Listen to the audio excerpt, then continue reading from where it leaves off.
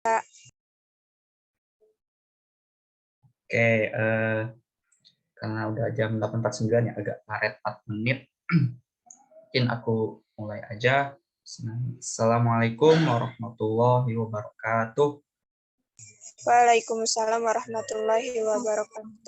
Bismillahirrahmanirrahim. Alhamdulillahirrahmanirrahim. Wassalatu wassalamu ala asrofil anbiya'i wal mursalin wa ala alihi wa sahbihi ajmain amma ba'du. Selamat datang dan selamat bergabung kepada teman-teman peserta ruang menulis. Pada yang terhormat Pembina UKM Rohis FMIPA Unsud, Bapak Dr. Engineer Mukhtar Effendi, yang saya hormati Ketua Umum Rohis FMIPA Unsud, Akhina Hasin Saputro, yang saya hormati Ketua Pelaksana Ruang Menulis, Upina Diva Erza, serta tak lupa teman-teman ruang menulis yang berbahagia. Puji dan syukur kita panjatkan kehadirat Allah Subhanahu wa taala atas segala nikmat dan karunia-Nya sehingga kita dapat berkumpul pada kesempatan pada pagi hari ini dalam keadaan sehat walafiat. Dan tak lupa salawat serta salam semoga tetap tercurahkan kepada junjungan kita Nabi Muhammad SAW, pada para keluarganya, pada sahabatnya, dan semoga sampai kita selaku umatnya sampai akhir zaman. Amin amin ya rabbal alamin. Sebelum masuk ke acara, saya akan menjelaskan sedikit mungkin terkait ruang menulis sendiri itu apa. Jadi ruang menulis ini merupakan suatu acara yang bertujuan untuk menggiatkan masyarakat dalam kepenulisan, khususnya dalam kepenulisan esai. Diharapkan masyarakat peserta di sini, khususnya akademisi FMIPA Unsud, itu dapat tergerak untuk menulis tulisan yang berpotensi, tidak hanya untuk diri sendiri, melainkan juga kebaikan dan memberikan kebermanfaatan untuk bangsa dan agama. Sebelumnya, di sini perkenalkan, saya Muhammad Firdaus, selaku MC dan moderator yang akan membantu jalannya ruang menulis pada hari ini. Izinkan saya untuk membacakan susunan acara terlebih dahulu. Yang pertama ada pembukaan, yang kedua ada pembacaan ayat suci Al-Quran, yang ketiga ada sambutan-sambutan, yang keempat ada sesi dokumentasi, yang kelima ada Edit Esai Academy, yang keenam ada pembacaan CV materi, yang ketujuh ada penyampaian materi, yang kedelapan ada tanya jawab dan diskusi, lalu yang terakhir ada doa dan penutup. Oke, langsung saja memasuki acara pertama yaitu pembukaan. Mari kita buka acara pagi hari ini dengan bacaan basmalah bersama-sama. Bismillahirrahmanirrahim. Masuk ke acara yang kedua yaitu pembacaan ayat suci Al-Quran. Dimohon peserta untuk tidak mengaktifkan mikrofon. Kepada Akhina Muhammad Haris dipersilakan.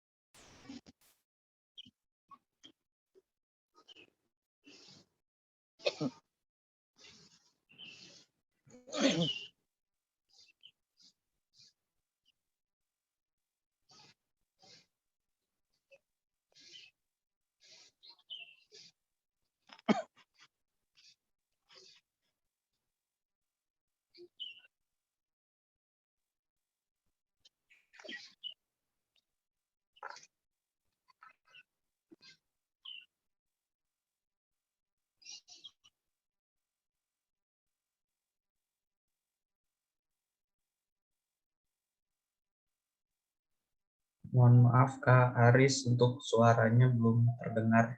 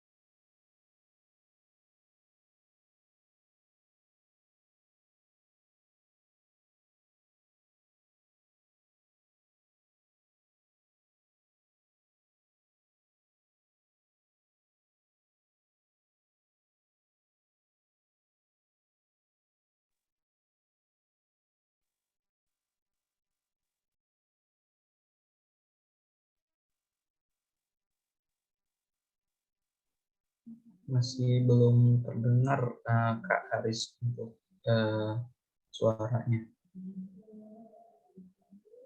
Teman-teman, mungkin mohon maaf ada sedikit kendala dari yang tilawah pada pagi hari ini untuk perangkatnya mungkin masih belum ada suaranya gitu.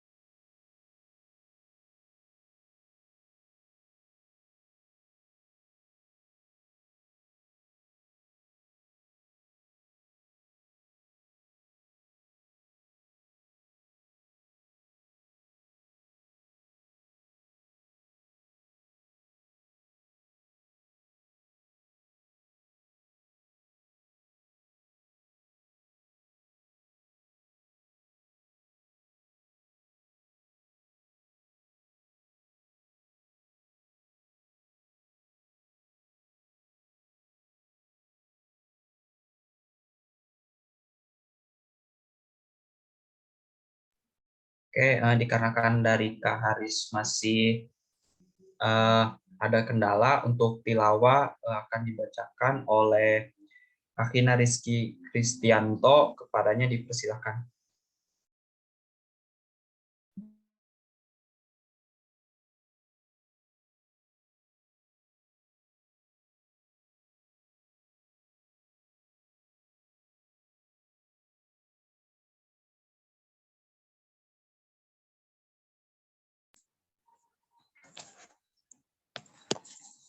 Bismillahirrahmanirrahim. Assalamualaikum warahmatullahi taala wabarakatuh. Waalaikumsalam warahmatullahi wabarakatuh.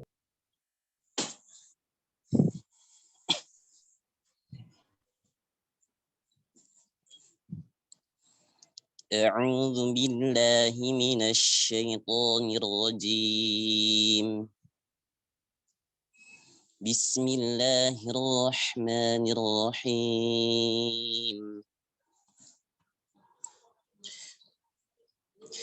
وقال الذين كفروا لا تسمعوا لهذا القرآن والغوا فيه لعلكم تغلبون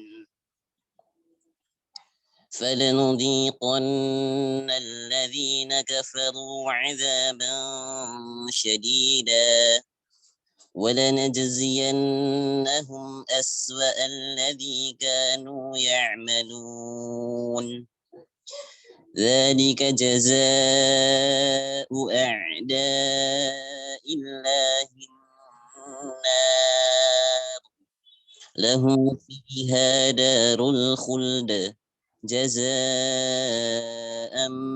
بما كانوا بآياتنا يجحدون وقال الذين كفروا ربنا أرنا الذين أضلانا من الجن والإنس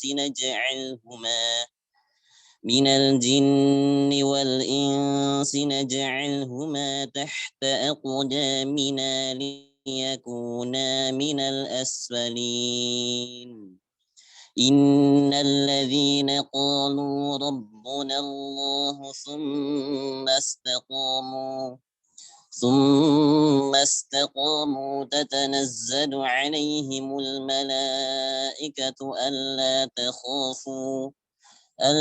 تخافوا ولا تحزنوا وأبشروا بالجنة التي كنتم توعدون نحن أولياؤكم في الحياة الدنيا وفي الآخرة ولكم فيها ما تشتهي أنفسكم ولكم فيها ما تدعون نزلا من غفور رحيم ومن أحسن قولا ممن دعا إلى الله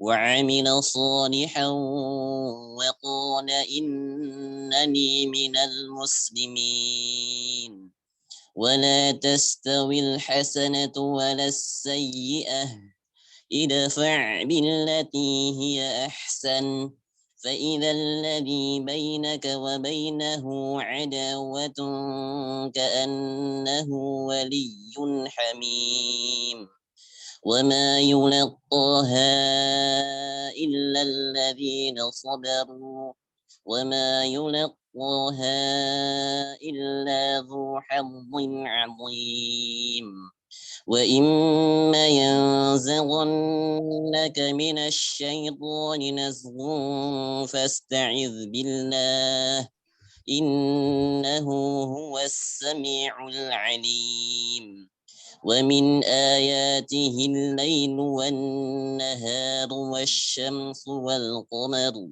لا تسجدوا للشمس ولا للقمر واسجدوا لله الذي خلقهن إن كنتم إياه تعبدون فإن استكبروا فالذين عند ربك يسبحون له فإن استكبروا فالذين عند ربك يسبحون له بالليل والنهار وهم لا يسأمون صدق الله العظيم السلام عليكم ورحمة الله تعالى وبركاته.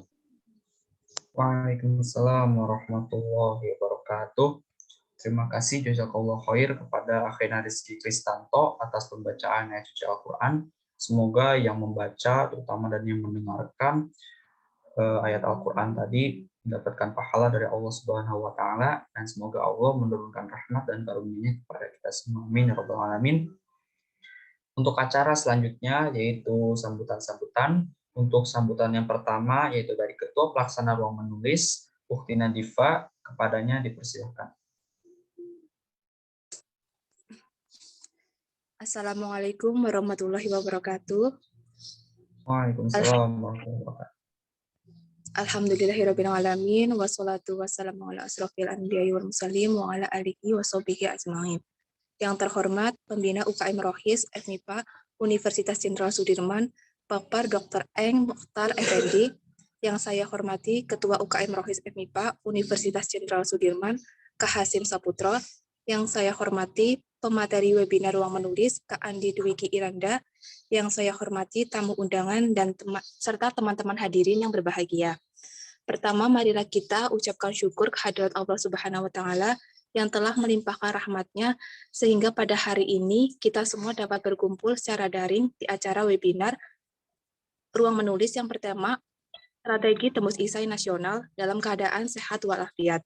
Teman-teman, pada kesempatan kali ini saya selaku Ketua Pelaksana Webinar Ruang Menulis mengucapkan selamat datang dan terima kasih karena telah meluangkan waktunya berkenan hadir pada acara hari ini. Saya juga mengucapkan terima kasih kepada rekan-rekan panitia yang telah membantu dalam menyelenggarakan acara ini. Tujuan kami menyelenggarakan webinar Ruang Menulis agar dapat memfasilitasi kegiatan-kegiatan literasi serta mengembangkan budaya literasi di kalangan akademisi dan masyarakat, khususnya di lingkungan FMIPA, Universitas Jenderal Sudirman, dan sekitarnya, dengan tetap berdasarkan nilai-nilai Islam pada Al-Quran dan Al-Hadis. Saya harap teman-teman dapat mengikuti acara ini dengan baik dan memperoleh ilmu yang bermanfaat. Akhir kata, jika ada kekurangan pada penyelenggaraan acara hari ini, kami mohon maaf. Wassalamualaikum warahmatullahi wabarakatuh. Waalaikumsalam warahmatullahi wabarakatuh. Terima kasih, syukron. Jazakillah khair pada Ukhti Nadifa atas sambutannya. Untuk sambutan yang kedua, yaitu dari Pembina UKM Rohis FMIPA Unsud, Bapak Dr. Engineer Mokhtar Effendi. Kepada Bapak Mokhtar dipersilakan. Baik, terima kasih. Bismillahirrahmanirrahim. Assalamualaikum warahmatullahi wabarakatuh. Waalaikumsalam warahmatullahi wabarakatuh. Yang kami hormati Ketua Rohis, Ketua Panitia, dan seluruh jajarannya, serta panitia ya. Saja yang kami hormati pembicara ataupun narasumber pada kegiatan pagi hari ini. Alhamdulillah pagi ini kita bisa bertemu, berkumpul, mengikuti kegiatan ini, insya Allah nanti semoga nanti bisa berjalan dengan baik dan lancar. Tak lupa salawat dan salam semoga tak berlimpah pada Rasul Muhammad SAW, para keluarga, para sahabat, para umatnya yang untuk bersuasana beliau. Para peserta dan juga panitia, kegiatan penguatan untuk literasi ini ataupun penguatan kepelatihan literasi ini merupakan kegiatan yang sangat penting, sangat bermanfaat untuk kita, yang mana sebagaimana kita ketahui bahwa tulisan itu termasuk senjata yang sangat ampuh, misalnya gitu ya, ampuh itu. Dan kalau kita ingat bahwa apa yang kita terima itu berdasarkan ataupun tentu saja bermodal dari tulisan-tulisan yang sampai kepada kita, baik itu mungkin kalau di dunia pesantren kitab-kitab kuning ya yang kita terima, kalau di sejarah Indonesia ya sejarah itu kalau tanpa literasi, tanpa ada tulisan maka kita istilahnya sangat meraba-raba atau sangat kurang gitu ya, sangat kurang, sangat buta gitu. Jadi ini sangat penting sebagai nanti pewarisan dan di sisi lain kalau kepentingannya ya untuk senjata kita gitu ya, senjata dakwah kita. Di dunia akademik juga tidak kalah pentingnya gitu ya. Kita kenal ada publikasi ilmiah gitu ya, publikasi ilmiah ya kurang lebih dekat-dekat seperti itu ya. Publikasi ilmiah ini juga termasuk parameter yang sangat penting di dunia akademik gitu. Jadi seseorang itu nanti istilahnya diakui itu termasuk salah satu parameternya adalah dari publikasinya. Ini yang dimuliakan Allah, semoga pelatihan nanti bisa berjalan dengan baik, dengan lancar, dan sedikit banyak itu memberikan bekal pada kita untuk punya semangat dan punya kemampuan yang lebih baik dalam literasi ya, dalam menuliskan ide-ide kita. Gitu. Dan ini mungkin bagian dari kegiatan mungkin bagian akhir dari Rohis periode kepengurusan tahun 2021. Selamat mengikuti pelatihan. Bismillah, kita niatkan untuk ibadah. Insya Allah semuanya baik panitia, peserta dan semuanya itu mendapatkan pahala yang berlipat dari Allah Taala. Demikian, kurang lebih mohon maaf. Saya kembalikan ke MC. Assalamualaikum warahmatullahi wabarakatuh. Waalaikumsalam warahmatullahi wabarakatuh. Terima kasih, syukran jazakallah khair kepada Bapak Mukhtar atas kapur sirih atau sambutannya. Sebelum masuk ke acara inti, kita dokumentasi terlebih dahulu ya kepada teman-teman peserta. Dimohon untuk teman-teman peserta yang memungkinkan bisa on cam, dipersilakan. Kita adakan sesi dokumentasi terlebih dahulu.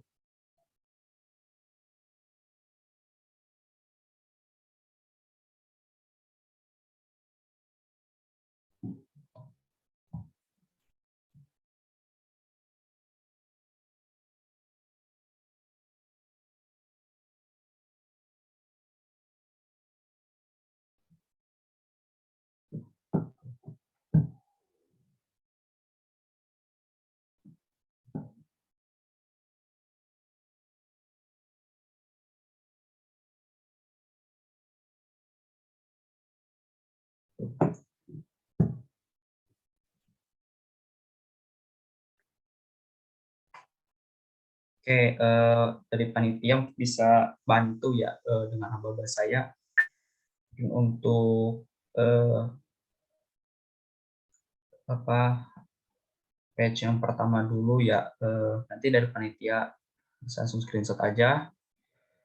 Oke, 1, 2, 3.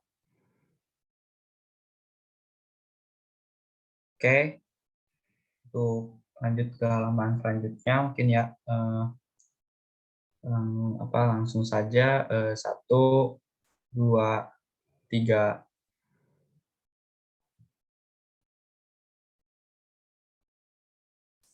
Oke, lanjut ke halaman selanjutnya lagi. 1, 2, 3.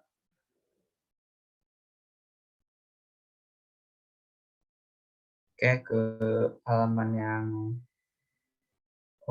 udah semua ternyata ya. Oke, dari panitia ternyata udah semua, sudah ke foto semua. Terima kasih pada teman-teman yang sudah on cam. Mungkin bagi teman-teman yang berhalangan on cam bisa tutup kamera, dan lebih disarankan ya untuk teman-teman on cam sebagai adab ya untuk menuntut ilmu juga. Nah, ini sebelum masuk ke acaranya, ini ada sedikit nih untuk menunjang kita dalam kepenulisan ini. Ada forum nih, teman-teman. Ada forum komunitas yang bernama itu Esai Academy. Nah, apa sih itu Esai Academy? Ya, kalian pasti penasaran. Jadi, ini aku bacakan ya, untuk Esai Academy itu suatu komunitas yang berfokus pada lomba kepenulisan esai ilmiah. Dalam Esai Academy, anggota akan dibimbing oleh seorang mentor yang ahli ya tentunya dari bidangnya, dari awal banget sampai akhir. Anggota secara rutin akan mendapatkan feedback dari naskah yang telah dibuat. Pastinya dalam suatu komunitas pasti ada manfaat atau benefit yang bisa kita dapatkan dari Esai Academy ini. Ada banyak sekali benefit. Saya sebutkan ya. Yang pertama itu ada live meeting 2 pekan sekali, yaitu konsultasi ya. Yang kedua ada proofread naskah esai. Yang ketiga ada video pembelajaran, itu ada nanti disediakan sebagai video. Yang keempat ada one-on-one konsultasi via WA. Yang kelima, kalian akan mendapatkan e-sertifikat. Dan yang keenam itu ada ebook menang lomba esai ya judulnya. Nah, materi yang kamu dapat akan sangat lengkap, mulai dari membangun mental juara hingga tips trik untuk lomba-lomba esai. Banyak sekali kan ya teman-teman manfaatnya. Nah, bagi teman-teman sini yang berminat, yang ingin melanjutkan, yang suka dalam hal kepenulisan, dari Esai Academy ini ada voucher ya teman-teman, membership yang free ya selama 2 bulan, jadi ya tidak berbayar gitu ya, dengan cara mengklik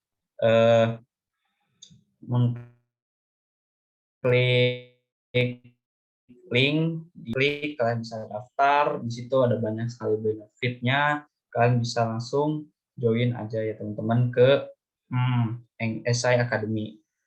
Oke, kalian bisa klik aja. Lalu untuk yang selanjutnya, mungkin kita langsung masuk ke acara inti ya teman-teman. Namun sebelum itu saya akan membacakan CV pemateri kita, Kak Andi. Mungkin kepada panitia bisa share screen terlebih dahulu CV beliau.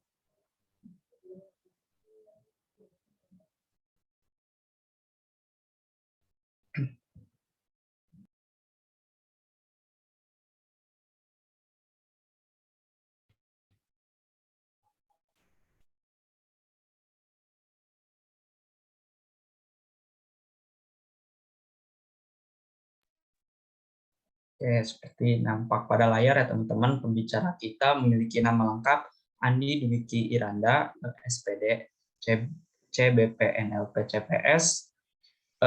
Beliau riwayat pendidikan beliau di Universitas Negeri Yogyakarta dari tahun 2017 hingga 2021, sarjana pendidikan prodi pendidikan akuntansi dengan IPK yang luar biasa teman-teman. Ini IPK-nya udah cum laude. Untuk sertifikasinya ada CBPNLP, yaitu Certified Basic Professional Neuro Linguistic Program by HRNLP.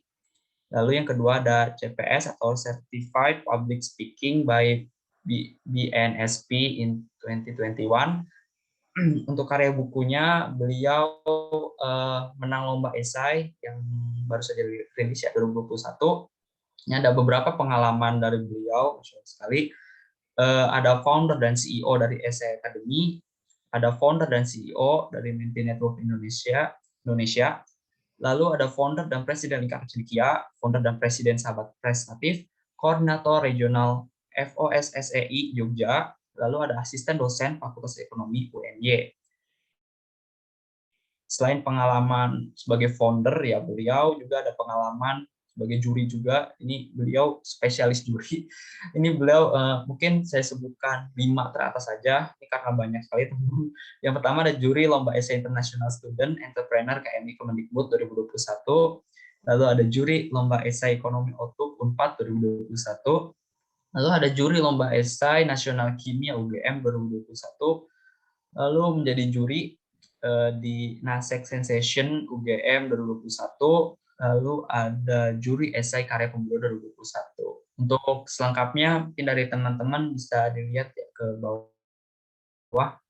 Ini ada banyak dari panitia, mungkin bisa scroll pengalaman juri beliau.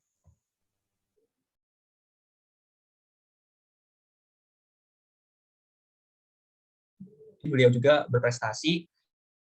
Saya sebutkan ya dari yang pertama dulu, juara 1. Oh ini panitia ke riwayat narasumber. Oh dari prestasi dulu ya. Oke.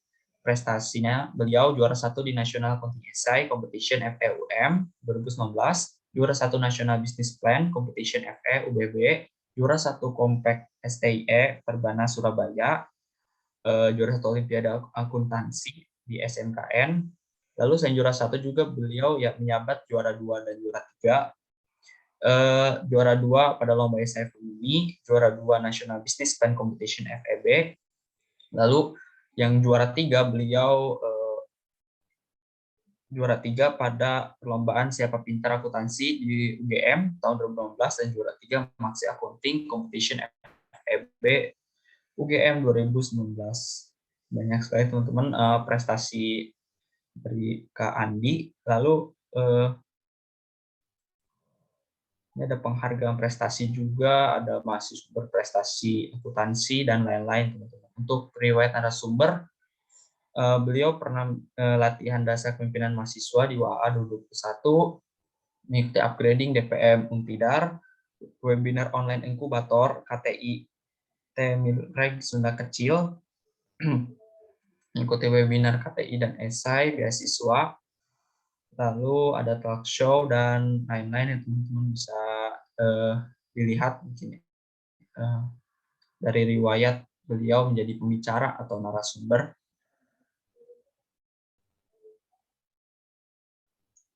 Seminar online, beliau banyak mengikuti seminar juga, mengikuti menjadi juri maksud saya.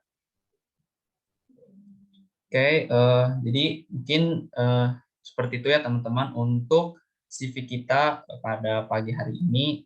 Sangat berprestasi sekali dalam bidang kepenulisan. Oke, langsung saja ya teman-teman kita sapa dulu Kak Andinya. Assalamualaikum Kak Andi, apakah sudah hadir di Zoom? Waalaikumsalam Ilham. Bagaimana kabarnya Kak Andi? Alhamdulillah baik kabarnya. Ilham gimana kabarnya? Alhamdulillah saya juga sehat Kak Andi. Mungkin untuk karena Kak Andinya sudah hadir ya teman-teman, tanpa berlama-lama ini akan dipaparkan materi dengan tema strategi tembus esai nasional kepada Kak Andi. Waktu dan tempat dipersilakan. Oke, terima kasih atas waktu yang telah diberikan. Assalamualaikum warahmatullahi wabarakatuh. Selamat pagi teman-teman semua. Gimana kabarnya hari ini? Alhamdulillah Kak, baik. Sehat ya. Alhamdulillah ya. Sehat Kak. Oke, nah sebelum kita mulai mungkin aku mau tahu dulu teman-teman dari kampus mana aja atau sekolah mana aja ya. Boleh lewat kolom chat disampaikan. Atau dari unsur semua ini. Oke, boleh ini ya. Nulis asalnya dari mana. Oke, unsur ada Unhas. Oh, Unip ya, Bengkulu ya, UNS, ITS. Oke, banyak ya teman-teman ya. Oke, jadi perkenalkan, ya saya Andi Dwiki Randa, dulu lulusan dari Universitas Negeri Yogyakarta. Alhamdulillah lulusnya kemarin baru aja tahun 2017. Oke, mungkin ada hal yang bakal menarik ya yang akan aku sampaikan di pelatihan esai ini, karena bukan cuma dari sisi sebagai penulis, tapi aku juga bakal menyampaikan dari sisi Dewan Juri seperti itu. Oke, tadi juga udah diperkenalkan dengan baik ya oleh Ilham ya. Terima kasih Ilham. Oke, mungkin kita langsung ya, teman-teman ya. Nah, jadi sebelum kita mulai ya, sebelum masuk ke materi-materi apapun gitu ya, sebenarnya ada satu poin yang harus kita ingat ya dalam diri kita. Apapun yang mau kita pelajari, kita harus tanamkan bahwa itu adalah hal yang mudah. Nah, dan aku pengen teman-teman punya mindset kalau misalnya menulis esai itu mudah. Nah, karena dengan mindset yang terbuka gitu ya, kita menganggap menulis esai itu mudah gitu kan. Nah, maka kita mempelajarinya pun akan tidak ada beban. Ya, jadi ini secara ilmu psikologi gitu kan.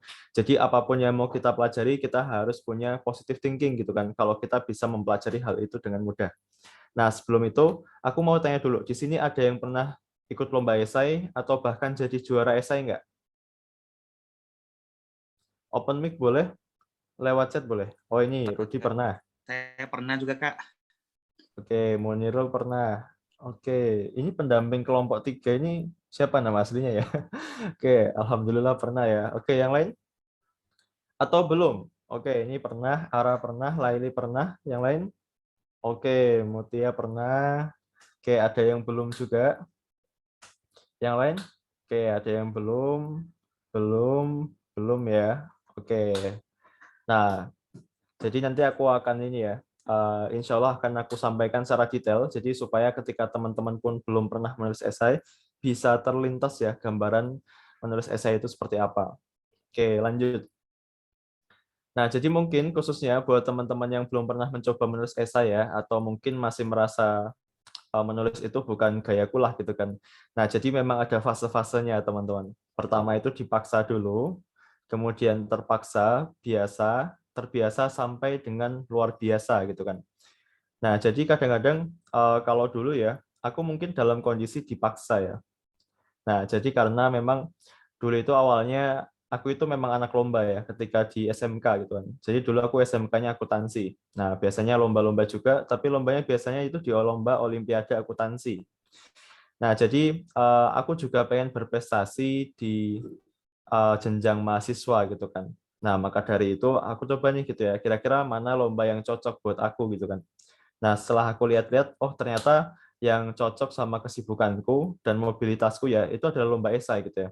Nah, jadi mau nggak mau, kalau aku pengen prestasinya maksimal gitu ya, nah aku harus memaksakan diri di lomba esai gitu ya. Jadi dipaksa dulu nih, dipaksa sama keadaan gitu ya.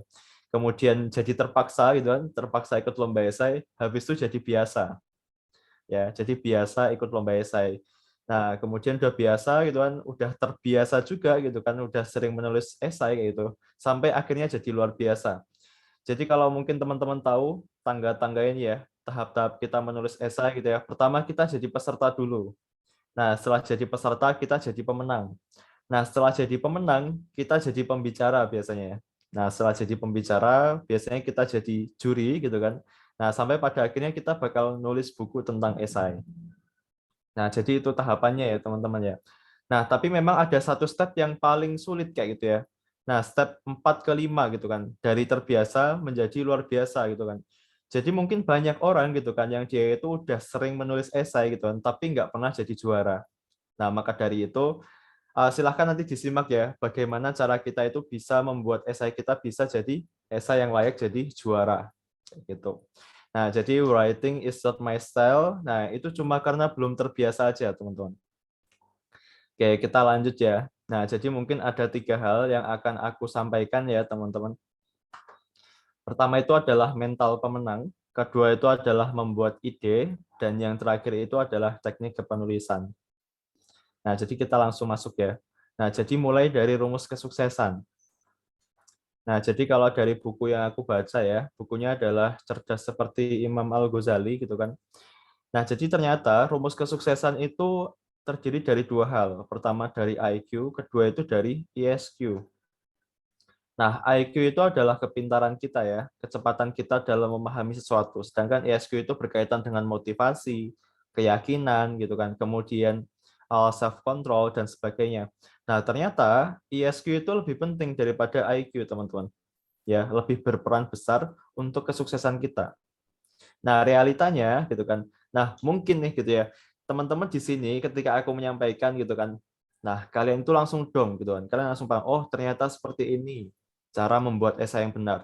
Tapi di sisi ISQ kalian gitu ya, ternyata kalian tuh sering menunda-nunda, kalian itu mungkin enggan gitu kan buat konsultasi, atau misalkan kalian itu malas-malesan gitu kan.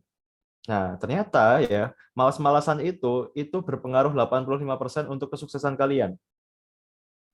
Nah, jadi pun sama ketika kita berlatih di dalam esai, yang harus kita hadapi itu adalah konsistensi, harus bisa fokus, harus berani tanya kepada yang lain gitu kan, harus nggak malu-malu kalau misalnya mau konsultasi dan sebagainya. Nah, jadi supaya teman-teman bisa berprogres gitu ya, teman-teman harus tahu rumus kesuksesan itu apa gitu ya. Nah, ternyata rumusnya adalah 15% didukung oleh IQ dan 85% didukung oleh ISQ.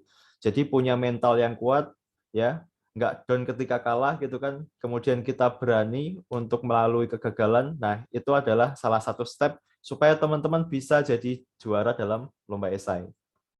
Oke, lanjut nih, kemudian rumus produktivitas ya. Nah, rumus produktivitas kalau di sini input itu aku ibaratkan cuma kurang dari 10%, sedangkan proses itu lebih dari 90% ya. Nah, jadi gini, kalau misalnya kita sebagai manusia, input kita adalah apa yang kita bawa ketika lahir.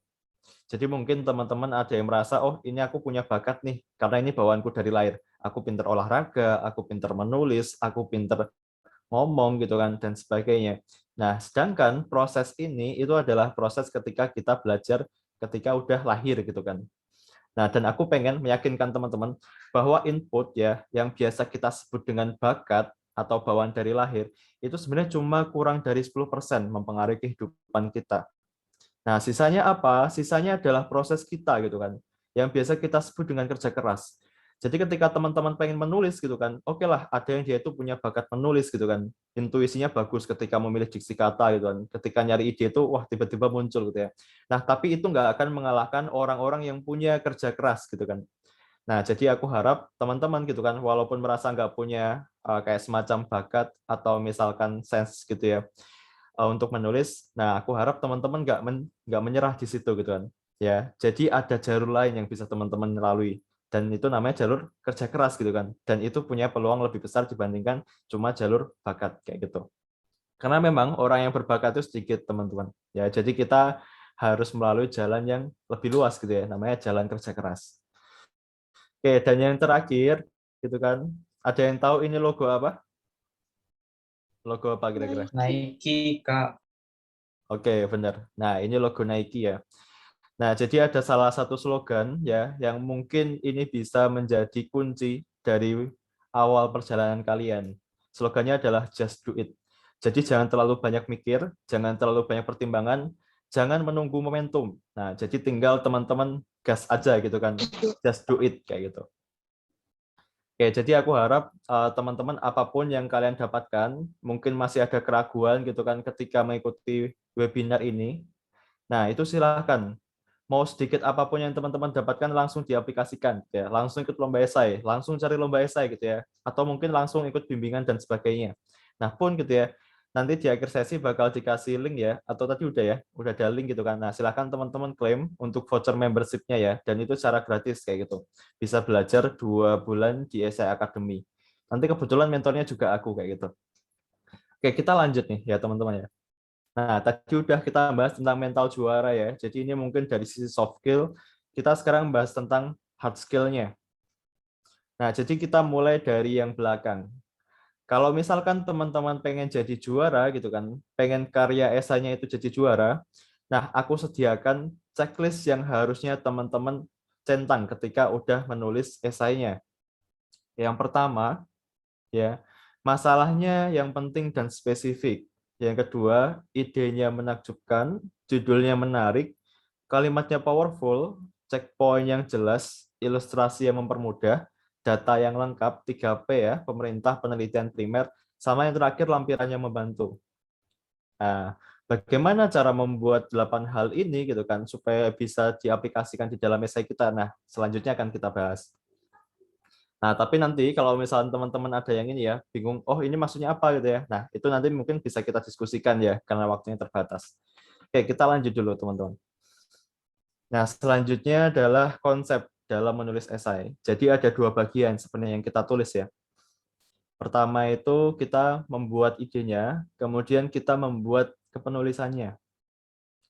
Nah, aku rasa gitu ya, sebagai seorang juri maupun sebagai penulis esai, komposisi penilaian ide itu 50% dan penulisan itu 50%. Nah, tapi walaupun bobotnya sama, kita harus mengetahui orang-orang itu ngelihat idenya dulu, baru ngelihat kepenulisannya. Jadi kalau misalkan ide kalian itu dipandang nggak bagus gitu kan, nah maka penulisannya pun nggak bakal dilihat lagi gitu kan. Nah jadi sangat penting kita itu memperhatikan ide kita di awal. Jadi ketika ide kita nggak bagus ya itu sama aja zonk gitu kan, walaupun kita nulisnya bagus seperti itu. Oh iya, aku jelasinnya terlalu cepat nggak teman-teman? Enggak, Kak. Oke, enggak ya.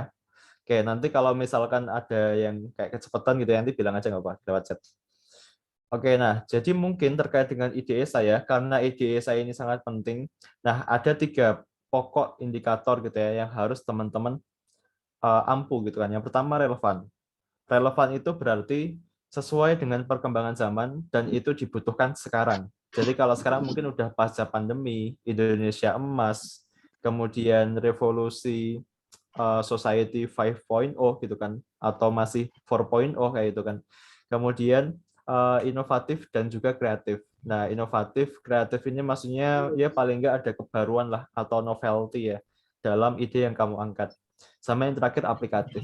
Nah, jadi aplikatif itu bisa dibilang cara kita untuk merasionalkan ide kita. Nah, jadi setelah kita memberikan ide yang luar biasa gitu kan, kita harus bisa memastikan kalau ide itu aplikatif atau ide itu rasional untuk diterapkan. Kayak gitu, teman-teman. Nah, kemudian bagaimana cara membuat idenya gitu kan. Nah, ada proses yang namanya CPS gitu kan, Creative Problem Solving. Nah, ini mungkin juga teman-teman bisa cek di e-book. Ini ya, belum mute di panitia. Oke. Nah, jadi ada beberapa proses teman-teman ya, mulai dari environmental analysis sampai dengan kontrol. Nah, supaya lebih mudah buat memahaminya ya. Nah, aku kasih yang seperti ini. Jadi apa sih langkah teknis yang harus kita lakukan pada tahap ini kayak gitu kan. Nah, jadi yang pertama, environmental analysis atau kita menganalisis lingkungannya. Teman-teman bisa searching Google, bisa diskusi gitu kan, biar kita itu melek apa sih yang terjadi di sekitar kita, misalnya tentang vaksin, tentang limbah masker gitu kan, atau misalnya sekarang ada Omicron gitu kan. Nah, itu kita bisa tahu dengan searching Google, diskusi dan sebagainya. Kemudian tahap yang kedua itu adalah problem recognition atau kita mengenali bahwa itu adalah masalah. Jadi setelah kita tahu gitu kan, oh ada ini masalah bukan ya gitu kan. Nah, jadi kita ngelihat, oh ternyata ini masalahnya seharusnya nggak kayak gini. Nah, itu catat semuanya teman-teman ya. Dicatat semuanya, jangan dipilah-pilah dulu. Kemudian tahap yang ketiga itu adalah problem identification. Jadi setelah kita tahu ternyata ini ada masalah, nah teman-teman lihat kembali, lihat lebih dalam. Kira-kira sumber masalahnya itu apa? Contoh teman-teman ya, kita problem recognition. Nah kita melihat, oh ternyata pengangguran itu ketika pas pandemi itu ternyata banyak sekali gitu kan. Nah itu adalah masalah. Jadi pengangguran itu melonjak tinggi. Nah, kemudian di problem identification gitu ya, kita melihat sumber masalah dari pengangguran ini itu apa? Apakah karena berkurangnya lapangan pekerjaan, atau misalkan karena banyak yang gulung tikar gitu ya, jadi daya beli konsumen turun, atau misalkan karena mereka nggak punya skill gitu kan, ya, karena mereka fresh graduate gitu kan, mereka nggak bisa survive kayak gitu. Nah, jadi problem identification itu kita melihat lebih jauh, kira-kira apa sih masalah sebenarnya dari masalah yang tadi kita temukan. Nah, kemudian yang keempat itu adalah making assumption. Jadi kita menganalisis kemungkinan apa sih yang terjadi kalau misalkan masalah ini dibiarkan lebih lanjut. Ya, jadi misalnya tadi pengangguran. Nah, kira-kira kalau pengangguran ini kita biarin, apa sih dampaknya gitu kan? Nah, dari making assumption ini kita bisa ngelihat kira-kira masalah yang paling berdampak yang harus kita selesaikan di awal, yang harus kita selesaikan segera itu apa sih? Ya, jadi mungkin tadi kita udah ngelis nih ya. Jadi kita udah mencatat ada masalah kesehatan, masalah ekonomi, masalah politik gitu kan. Nah, di bagian making assumption ini kita bisa tahu kira-kira permasalahan yang mana yang harus kita selesaikan lebih dulu. Nah, dari situ teman-teman bisa membuat ide yang paling berdampak, ya, ide yang paling penting yang bisa menarik perhatian dari dewan juri.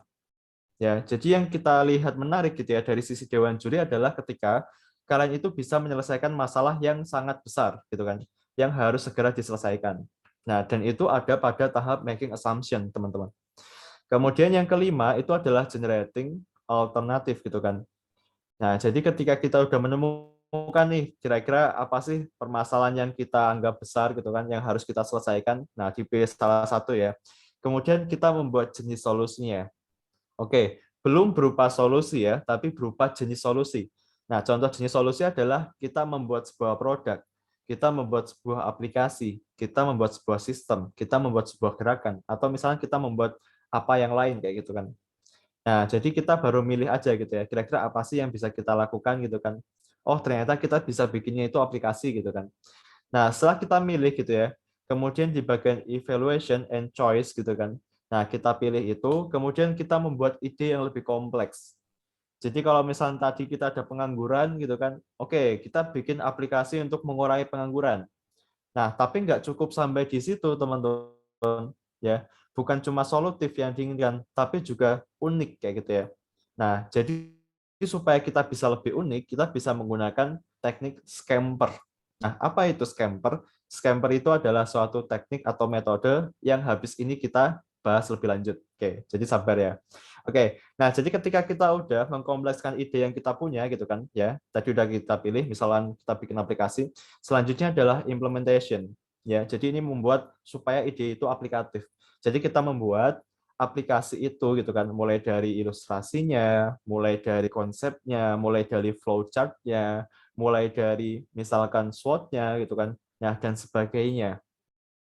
Kemudian yang terakhir itu kontrol. Nah, tapi kalau kontrol ini nggak perlu dibahas ya teman-teman ya, karena memang kalau kontrol ini lebih ketika pengimplementasiannya udah ada di realita kayak gitu.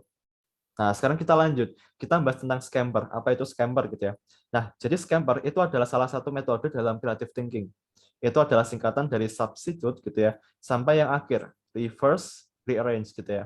Nah, jadi dalam scamper teknik ini adalah sebuah format di mana teman-teman tinggal ngikutin apa judulnya gitu ya. Kalau misalnya substitute gitu ya.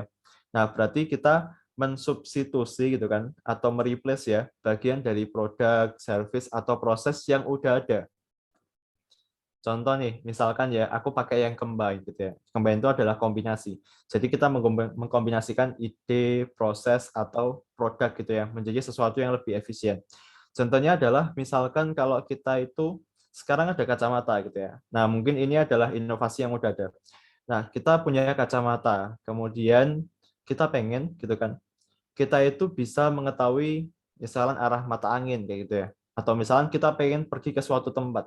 Nah, kemudian kita gabungin tuh ya, kita combine antara kacamata dan juga teknologi GPS, Google Maps gitu ya. Nah, kemudian muncul tuh kacamata GPS gitu ya. Nah, itu namanya combine. Nah, sebenarnya konsepnya sederhana itu ya. Jadi ini adalah format yang bisa teman-teman pakai gitu ya.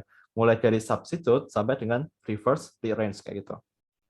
Oke, kemudian lanjut gitu ya. Nah, sebenarnya ada 4 hal nih teman-teman yang bisa kalian buat inovasi gitu kan. Pertama itu produk. Jadi kalau kalian tuh ngelihat ya di lomba-lomba esai itu ada yang bikin obat, yang bikin masker gitu kan. Nah, itu adalah bagian dari produk. Nah, kemudian itu proses. Proses ini biasanya ditandai dengan judul helix. Jadi kalau kalian pernah lihat ya, judul-judul esai yang namanya triple helix, pentahelix, octahelix gitu ya, atau yang biasa kita sebut dengan kerjasama gitu kan. Nah, itu adalah bagian dari proses. Jadi misalkan kerjasama antara petani rumput laut, pemerintah, dan juga influencer gitu kan. Nah, berarti itu yang diinovasikan adalah prosesnya. Nah, kemudian ada yang bagian manajemen gitu kan. Nah, jadi bagaimana cara kita mengelola. Misalkan kita mengelola sebuah pabrik gitu kan. Nah, kita pakai metode yang lain gitu ya, misalnya green factory gitu kan. Nah, itu bisa teman-teman pakai. Atau misalnya di turis gitu kan, di bagian pariwisata, kita pakai sistem green tourism gitu kan. Nah, itu juga bisa. Yang terakhir itu adalah marketing.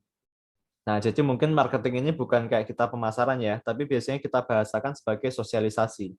Nah, jadi kalau misalkan idenya itu adalah bagaimana cara kita menanamkan jiwa Pancasila kepada bangsa Indonesia gitu kan. Nah, itu namanya marketing juga. Jadi kita menginovasikan cara kita ya untuk mendeliver atau menyampaikan apa yang kita punya kepada orang-orang di sekitar kita. Nah, itu namanya marketing. Oke, nah, jadi mungkin itu ya terkait dengan 4 tipe yang bisa kita inovasikan. Oke, oke ini nggak usah break ya. Oke, ini kalau 2 hari kita baru break. Oke, kemudian tahapan menulis, teman-teman. Ya, jadi tahapan menulis sederhananya itu ada 5 bagian. Pertama, mengkaji data, membuat kerangka berpikir atau ide, menyusun outline, menulis naskah, konsultasi, dan revisi. Nah, mungkin ada satu hal yang aku bahas di sini. Banyak orang yang dia itu membuat ide dulu, habis itu baru mengkaji data. Atau bisa kita sebut gini lah, kamu tuh nunggu ide dulu, kemudian kamu baru nulis esainya, atau kamu baru searching-searching. Ada yang kayak gitu nggak? Idenya muncul dulu, kemudian teman-teman baru searching, oh ini benar nggak sih gitu kan? Atau misalnya ternyata ide ini tuh berkaitan dengan masalah politik, masalah pendidikan gitu kan. Nah, jadi kecenderungan ini itu akan menyebabkan ide kalian itu nggak muncul berdasarkan masalah yang ada. Ya, aku ulangi ya. Jadi ini akan menyebabkan ide kalian itu nggak sesuai dengan masalah yang ada. Kenapa? Karena ide itu muncul dari kepala kalian, bukan dari sumber masalahnya. Nah, ketika gitu ya, kita membuat ide itu berdasarkan apa yang ada dalam kepala kita, nah kita akan punya kecenderungan sulit mencari data dalam pendahuluan. Nah, ada yang punya permasalahan kayak gitu, kesulitan mencari data dalam pendahuluan. Iya, Kak. Oke. Nah, hal itu disebabkan karena teman-teman belum mengkaji data dulu. Ya. Nah, jadi kita belum mengkaji data nih gitu ya. Nah, kita udah muncul nih ide duluan gitu ya. Nah, atau kadang kita membuat sebuah pendahuluan gitu ya. Kita membuat outline-nya dulu lah garis besarnya, tapi kita nggak mencari data utamanya dulu. Jadi kayak kita misalkan mikir gitu ya. Pertama pandemi, paragraf pertama. Paragraf kedua, oh kayaknya ada masalah pengangguran nih, ya udah aku tulis pengangguran. Paragraf ketiga gitu ya, oh penganggurannya gara-gara banyak sekali yang sektor gulung tikar gitu kan. Nah, kita nulis kayak gitu dulu. Nah, kemudian gitu ya, kita udah yakin, oh ini ada idenya nih, idenya bagus gitu kan. Kemudian kita baru nyari datanya. Nah, itu yang menyebabkan teman-teman itu susah mencari data buat pendahuluan. Jadi bukan mungkin ini ya kayak kaliannya yang salah, bukan gitu ya, tapi lebih ke cara kalian gitu kan untuk membuat esainya. Jadi ada satu tahap yang kebalik gitu ya. Nah, jadi cara yang benar adalah kalian tuh mengkaji data dulu, ya. Silahkan cari sebanyak-banyaknya gitu kan. Kemudian ambil data utamanya gitu kan. Kayak misalkan, oh sektor utama dari UMKM misalkan bangkrut gitu ya, kuliner kayak gitu. Nah, tulis 50% pedagang kuliner mengalami gulung tikar. Nah, itu ditulis. Nah, dari data yang udah teman-teman kumpulkan, itu baru bisa dipakai untuk bahan mencari ide. Ya, jadi bahan kalian itu berupa data dan datanya itu konkret, datanya itu empiris, bukan kayak kayaknya kemarin ada masalah tentang UMKM di berita gitu kan, atau misalnya kayaknya kayak gitu gitu. Nah, jadi itu yang membuat kalian itu kesusahan mencari data. Nah, jadi stepnya aja yang kebalik teman-teman. Nah, silahkan habis ini diperbaiki ya. Oke, kemudian kita lanjut ya. Nah, setelah kita lihat bagaimana caranya, kemudian kita lihat judul esai yang menarik itu seperti apa. Ya, atau judul esai yang dia itu ya oke lah buat jadi juara gitu kan. Nah, poin pertama yang harus teman-teman kejar ya, itu menggambarkan isi naskah. Jadi jangan membuat ide yang menarik, ide yang aneh gitu ya. Sorry, judul yang menarik, judul yang aneh gitu kan, atau judul yang wah kayaknya ini bakal luar biasa nih gitu ya. Jangan sampai ke sana dulu, tapi buatlah judul esai kalian itu menggambarkan isi naskah kalian. Tulis apa adanya gitu kan. Nah, setelah kalian tulis gitu kan, ya sesuai dengan isi naskah kalian, kemudian pastikan itu mudah dipahami. Jangan terlalu panjang, pun jangan terlalu singkat gitu ya. Nah, kemudian kalau misalkan udah gitu kan, udah menggambarkan isi naskah, udah mudah dipahami, jadikan judul esai itu menarik. Nah, aku kasih contoh nih. Misalkan kalian itu bikin sebuah produk gitu kan. Nah, biasanya kalau membuat produk itu ada template-nya, cara membuat judulnya ya. Nah, ada 3 komponen di situ. Komponen yang pertama adalah merek atau brand dari ide kalian. Nah, poin kedua itu adalah konsep dari ide kalian, dan poin ketiga itu adalah tujuan dari ide kalian. Contohnya nih, misalkan aku punya mereknya adalah Soxian. Konsepnya adalah inovasi platform pendanaan sosiopreneur dengan sistem crowdfunding. Kemudian tujuannya adalah untuk mewujudkan sosiopreneur yang mandiri. Nah, berarti judulnya menjadi Soxian titik 2, inovasi platform pendanaan sosiopreneur berbasis crowdfunding guna mewujudkan sosiopreneur mandiri. Nah, jadi modelnya kayak gitu.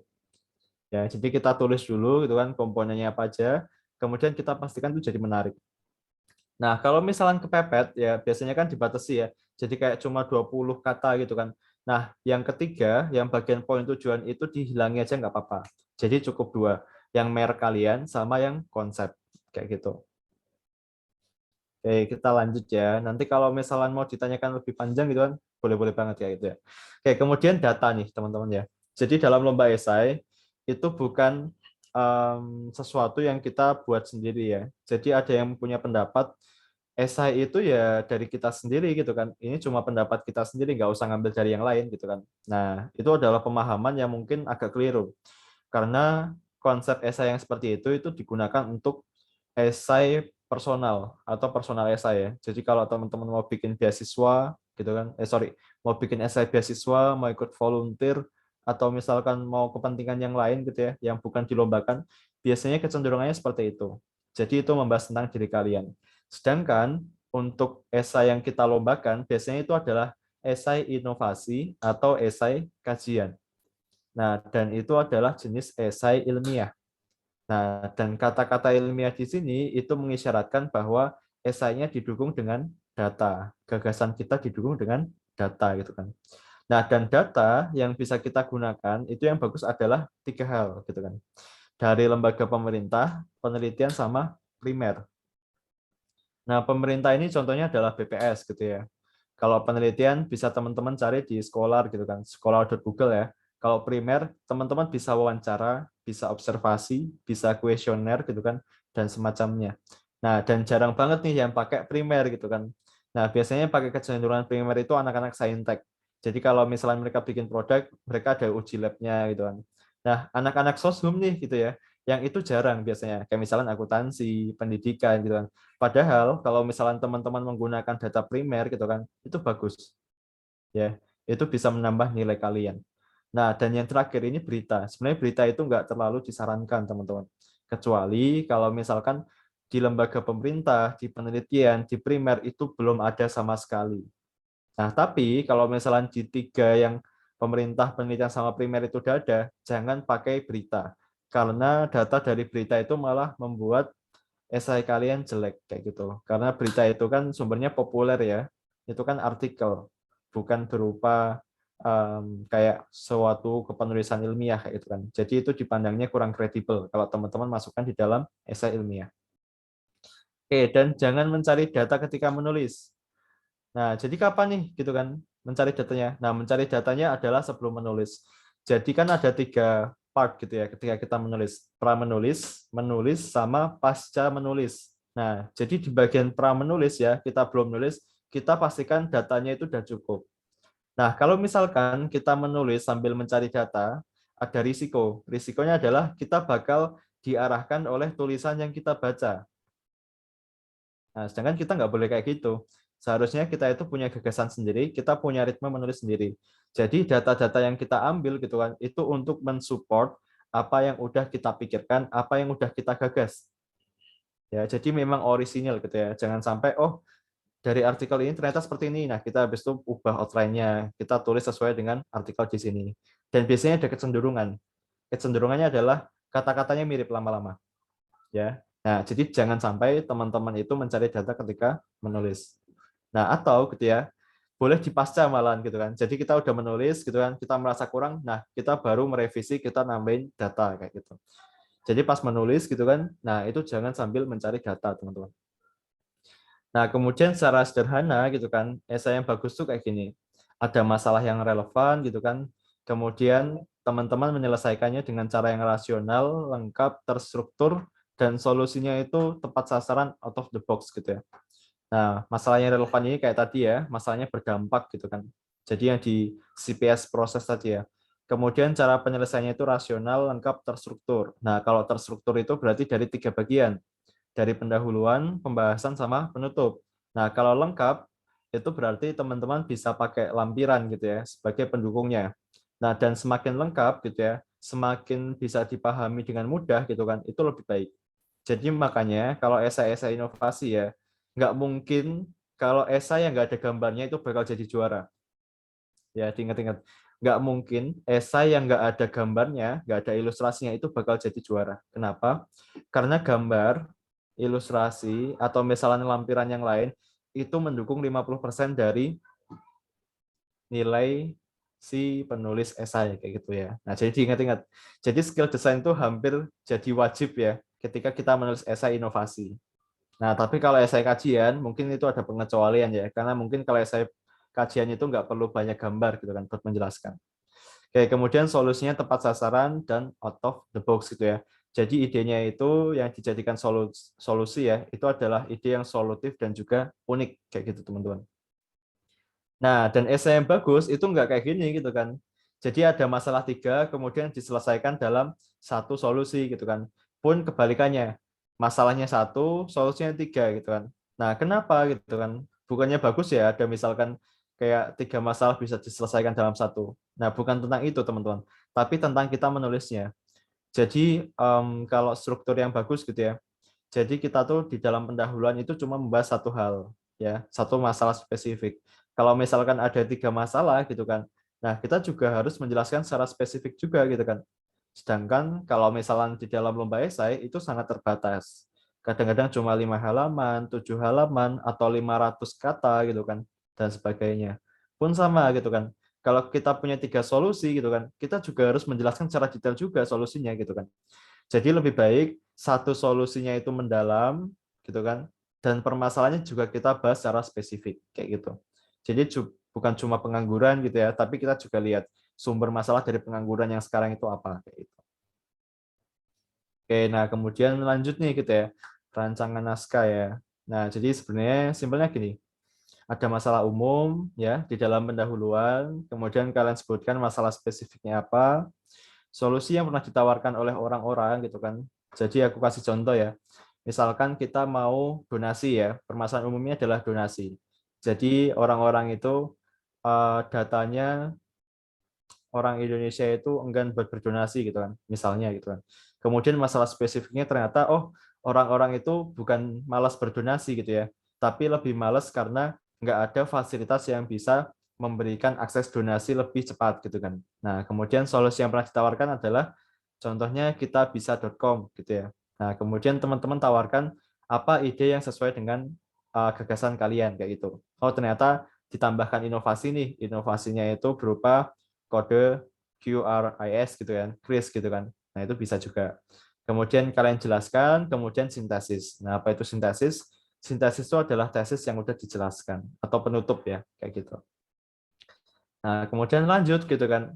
Nah, kita udah lihat ya, rancangan naskahnya kayak gini ya. Kemudian kita lanjut per partnya. Jadi ada 4 hal yang harus teman-teman cantumkan di dalam pendahuluan. Pertama itu adalah pernyataan umum.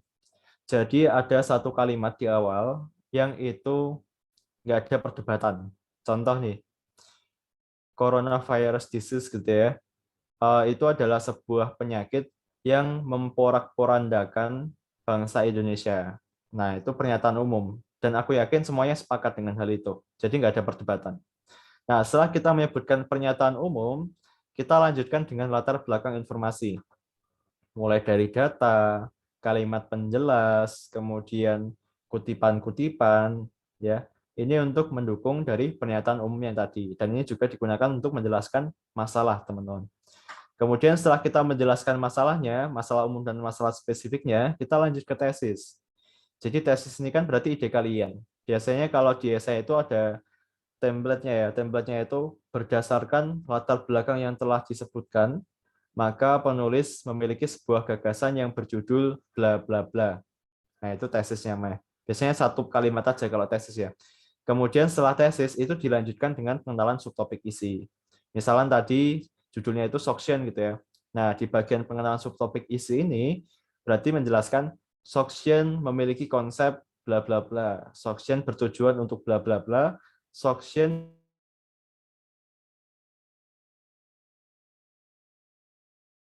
isi. Oke, itu lanjut ya. Jadi setelah pengenalan subtopik isi nanti masuk ke pembahasan. Nah, bagian yang paling biasanya itu ditanyakan itu adalah pembahasan. Nah, kenapa pembahasan? Karena orang-orang bingung, kira-kira mau nulis apa aja di bagian pembahasan. Jadi kadang-kadang bisa sampai sana. Nah, minimal itu ada 3 hal yang teman-teman harus sebutkan di dalam pembahasan. Pertama itu tinjauan teoritis. Jadi misalkan kalau kalian itu membuat sebuah ide yang ada unsur-unsur ini ya, yang tidak umum, misalkan blockchain, Bitcoin, atau misalkan digital marketing gitu kan. Nah, itu ada baiknya teman-teman kasih tinjauan teoritis ya. 1 kalimat atau 2 kalimat nggak masalah. Yang penting itu bisa mendefinisikan apa yang kalian gunakan di dalam ide kalian. Ya. Kemudian konsep. Nah, ini maksudnya konsep ini ya, ide kalian. Kemudian keunggulan atau manfaat. Nah, minimal 3 ini. Nah, selain itu, mulai dari urgensi ide, strategi implementasi, dan sebagainya, itu menyesuaikan dengan apa ide kalian. Misalkan ide kalian itu bikin aplikasi. Oh, berarti kita perlu bikin cara penggunaan sama prototype gitu kan. Kalau misalkan kita bikin rumah anti banjir gitu ya, berarti kita lebih fokus kepada cara pembuatan sama SWOT-nya gitu kan. Kalau misalkan kita yang lain gitu ya, kayak misalkan kita itu bikinnya itu obat gitu kan. Nah, berarti kita lebih fokus ke cara pembuatan. Oke, boleh di-mute dulu ya, yang belum unmute. Oke. Oke, nah, dan sebagainya. Nah, jadi untuk yang lain, selain 3 poin ini ya, tinjauan teoritis, konsep, keunggulan atau manfaat, itu menyesuaikan dengan idenya. Jadi apa yang kalian pandang penting, yang kalian anggap itu bisa menjelaskan ide kalian dengan baik gitu ya, nah maka silahkan dimasukkan. Jadi kalau di ini ya, misalkan dulu itu ada yang konsultasi ke aku itu kan, dia juara 1, dia itu bikin sebuah website untuk self assessment ya, self assessment tentang psikologi ya. Jadi dulu itu masalahnya mental health tahun 2020 dan sekarang masih ya. Nah, jadi mungkin ada suatu hal yang nggak kalian pikirkan itu dimasukkan ya. Jadi dia itu memasukkan kolom self assessment-nya. Jadi pertanyaannya apa aja. Nah, itu ada list-nya di situ. Nah, mungkin kalian nggak pikiran gitu ya. Biasanya kalau kita bikin website buat self assessment di bidang psikologi gitu ya, kita cuma bikin gambarnya, kita bikin fiturnya gitu kan. Nah, paling cuma itu aja. Nah, tapi gitu kan, dia itu bisa sampai membuat kira-kira pertanyaannya apa saja gitu kan. Dan ini jenis pertanyaan apa, yang ini jenis pertanyaan apa gitu kan. Nah, jadi bisa dibilang semakin detail gitu kan, semakin itu urgent buat dimasukkan gitu ya, itu bakal menambah nilai kalian lebih banyak kayak gitu. Oke, kemudian ada tentang penggunaan data ya sebelum kita masuk ke penutup. Nah, jadi data itu digunakan di dalam pendahuluan sama pembahasan, teman-teman. Nah, kalau di pendahuluan kita gunakan datanya untuk mendukung masalah yang kita paparkan. Tapi kalau di pembahasan itu lebih fokus ke solusi. Contohnya tadi ya, misalnya pengangguran. Oh, berarti kita mengangkat masalah datanya itu pengangguran gitu kan. Nah, kalau di pembahasan kalau kita punya solusinya berupa aplikasi gitu ya. Nah, berarti kita menggunakan data yang bisa mendukung aplikasi kita. Ya. Jadi nggak ada bahas-bahas tentang pengangguran lagi di pembahasan gitu ya. Jadi memang pengangguran itu cuma di pendahuluan. Nah, aplikasi kita itu dibahasnya di dalam pembahasan kayak gitu. Dan di penutup itu nggak ada data baru. Nah, dan yang terakhir penutup ya. Nah, kalau penutup itu kurang lebihnya ada kesimpulan sama harapan. Cara membuat kesimpulan yang baik itu adalah menarik dari awal, ya, mulai dari masalah umumnya sampai kita tarik ke dalam solusi kita. Nah, lebih lengkapnya nanti kalau kamu udah nyantumin gitu ya, misalkan Sogchen tadi ya, Sogchen adalah jalan untuk mengakhiri krisis ini. Sogchen memiliki beberapa fitur A, B, C, D gitu kan. Dan akhirnya Sogchen bisa menyelesaikan masalah ini gitu kan. Kemudian ditambahkan sama harapan. Dengan ide ini, penulis berharap seluruh elemen masyarakat sudi untuk terlibat aktif di dalamnya, dan sebagainya, kayak gitu ya. Nah, jadi penutup sebenarnya simpel, teman-teman. Tinggal kita bagaimana bisa merancang sih ya, mulai dari masalah umum sampai dengan solusi itu bisa dijelaskan dengan baik kata-katanya. Oke, kemudian kalau merancang esai mulai dari gambaran besar gitu kan, tiap bagian, paragraf, kalimat, diksi. Jadi jangan ribet soal diksi dulu kalau di awal ya. Jadi selesaikan outline-nya, selesaikan paragrafnya, habis itu baru dilihat dari diksi-diksinya, kira-kira bagus atau enggak, kira-kira koheren atau enggak gitu kan. Itu di bagian akhir aja. Jadi fokus sama big picture first gitu ya, atau gambaran besarnya. Kemudian ini mungkin prinsip menulis yang ringan ya. Jadi tulis dulu inspirasi nanti, tulis dulu revisi nanti, konsistensi dalam menulis, hindari makna berulang, perhatikan pembaca, gunakan diksi yang sesuai. Nah, pada akhirnya, nah mungkin kembali lagi ya ke sini ya. Ada 8 hal yang harus teman-teman patuhi atau mungkin harus kalian cek apakah itu sudah ada dalam esai kalian. Oke, mungkin itu ya. Kita bisa lanjutkan ke sesi diskusi. Aku kembalikan ke Ilham dulu. Terima kasih.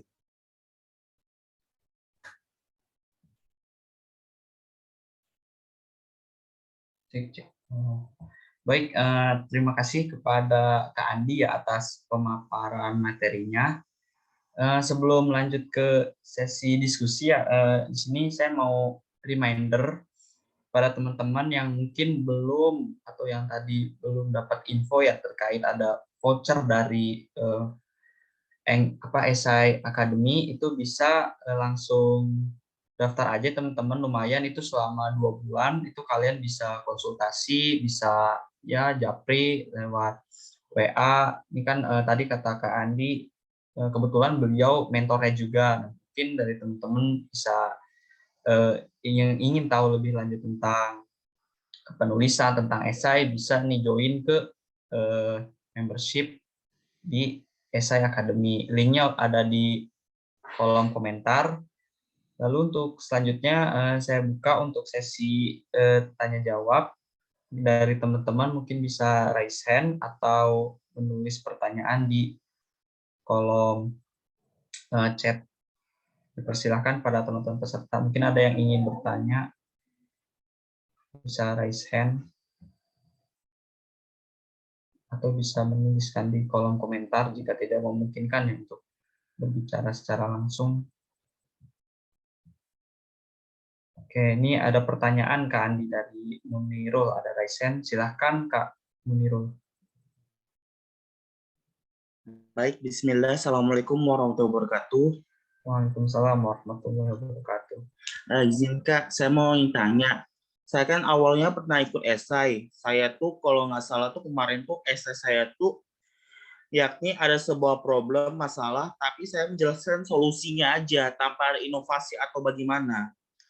Terus tuh saya juga sempat ikut esai, tapi kalah. Saya lihat esai juara satunya, saya terkejut ternyata yang saya kira tuh esai itu kayak sebuah pendapat pribadi dan penyelesaian dari kita. Ternyata setelah itu ada inovasi. Terus tuh aku mau tanya, esai yang apa ya tadi? Esai yang menggunakan masalah apa menyelesaikan sebuah problem itu termasuk esai juga Kak atau bagaimana? Sekian, terima kasih.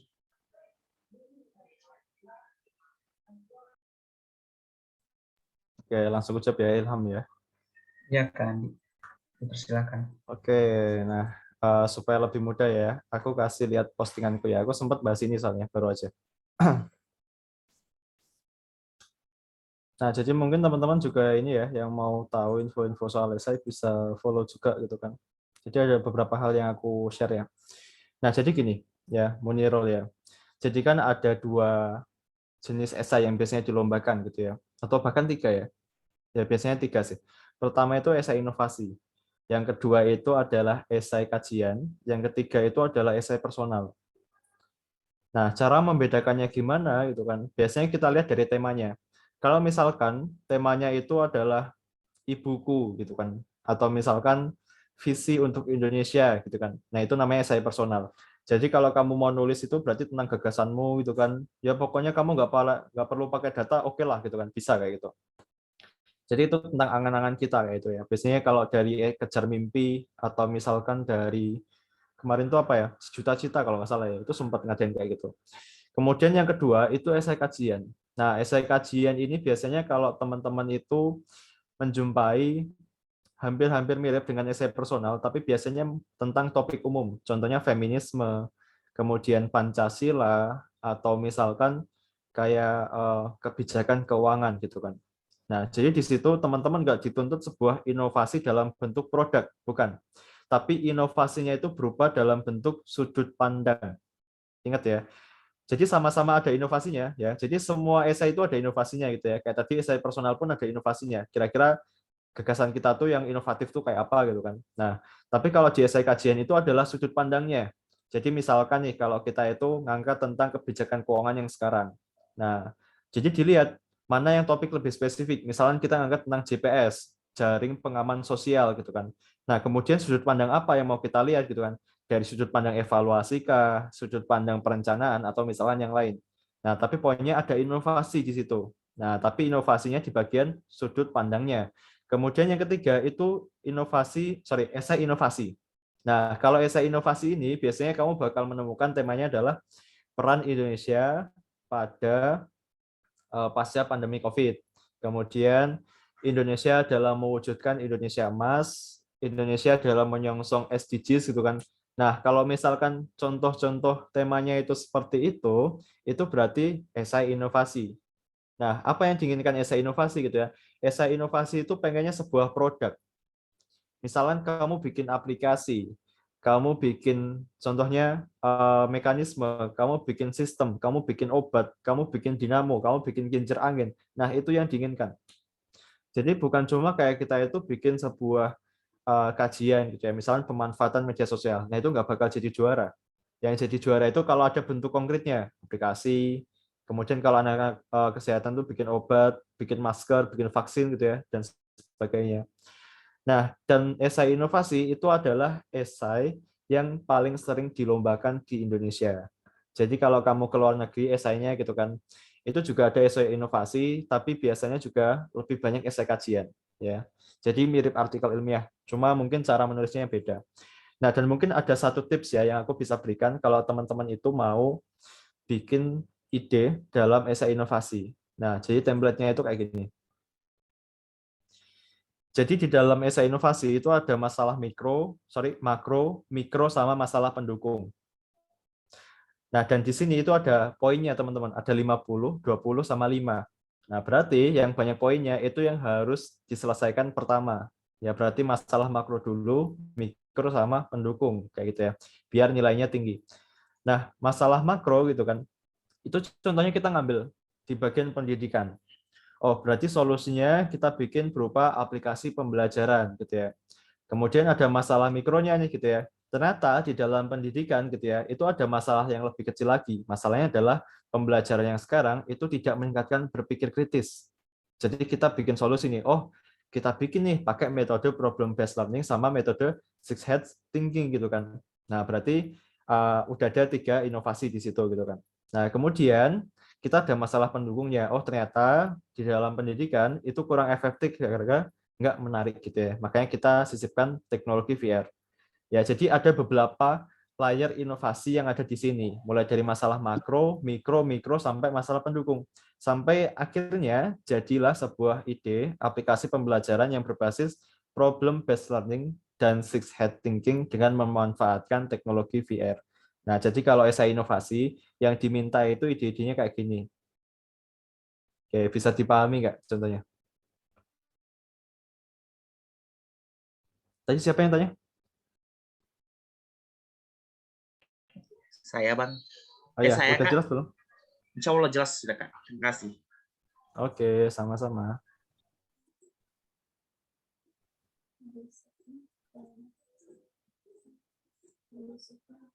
Oke, apakah dari Kak Muniro mungkin ada tanggapan atau sudah cukup pertanyaannya sudah terjawab?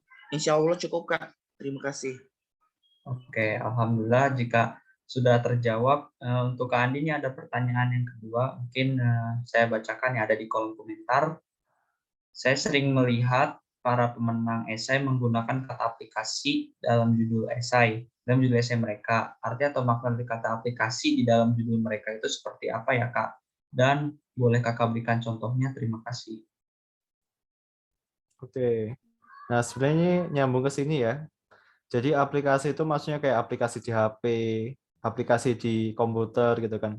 Jadi ya bentuknya software kayak gitu. Nah, sebenarnya bukan kita membuat aplikasinya ya, tapi membuat sistem di dalam aplikasinya. Nah, jadi kayak misalnya di sini nih, aku bikin aplikasi. Nah, jadi sistem di dalam aplikasinya adalah pembelajaran berbasis problem based learning sama six head thinking gitu ya. Kemudian direalisasikan dalam bentuk teknologi VR kayak gitu. Udah menjawab belum, Mario? Sudah, Kak. Terima kasih. Oke, udah ya. Lanjut, silakan. Oke, ini ada pertanyaan ketiga dari Kak Suci.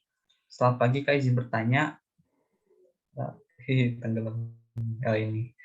Bagaimana ketentuan kalimat yang powerful sebagai pembuka suatu esai agar menarik perhatian pembaca, serta bagaimana sudut pandang Kakak sebagai juri? Terima kasih, Kak. Oke, powerful ya. Nah, mungkin aku ini jelasin dulu ya, bagaimana cara juri itu menilai. Oke, jadi kan ada dua teknik membaca, teman-teman. Ada teknik scanning, ada teknik skimming. Udah tahu bedanya belum? Bedanya scanning sama skimming. Ada yang udah tahu? Atau Ilham, udah tahu belum bedanya scanning sama skimming? Belum, Kak, baru mendengar, Kak, justru namanya. Oke. Nah, jadi itu perbedaannya adalah kalau scanning ya kita itu membaca, kemudian kita melihat poin-poin penting di dalamnya. Nah, ingat ya, kita membaca, kemudian kita melihat poin-poin penting di dalamnya. Misalkan ini kapan gitu kan, ini disampaikan oleh siapa, kemudian mungkin ini ya kayak detail-detailnya apa gitu kan. Nah, kemudian kalau skimming ya, skimming itu cuma dibaca sekilas, dicari kalimat utamanya. Nah, dan tadi aku juga sampaikan gitu ya, kalimat yang powerful gitu ya. Nah, jadi kalimat yang powerful itu saya sarankan teman-teman nggak terlalu fokus dalam kalimat juga ya. Dalam artian ada yang lebih penting. Yang lebih penting itu ide. Nah, jadi kadang-kadang kayak kalimat itu porsinya kecil dalam penilaian gitu kan. Jadi porsi yang lebih besar itu ide. Nah, jadi yang aku sampaikan di awal gitu ya, jangan memprioritaskan tentang kepenulisan dulu kalau dalam lomba esai. Lebih prioritas dalam membuat esai dengan ide yang bagus itu bagaimana. Nah, setelah itu kita lanjut nih ke bagian kalimat yang powerful. Nah, kalimat yang powerful itu bagus ketika itu bisa menimbulkan suatu kontroversi atau itu bisa membuat sesuatu yang baru nih gitu ya. Contoh nih, temanku pernah bikin esai ya, itu esainya lolos sampai kementerian kalau nggak salah. Dia itu ada kalimat pembukanya. Kalimat pembukanya itu kekayaan negara, bukan, salah.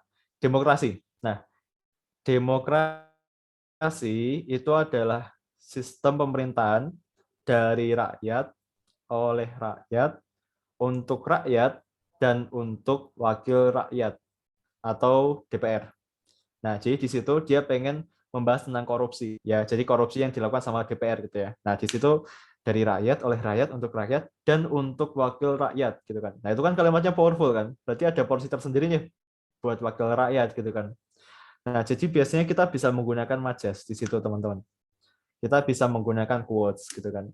Jadi kalau teman-teman lihat ya, beberapa esai juara, khususnya yang agak belakangan ya, bukan yang sekarang-sekarang, biasanya ada paragraf, bukan paragraf sih, kayak kutipan pembukanya. Teman-teman boleh pakai semacam puisi gitu kan, tapi jangan panjang-panjang ya.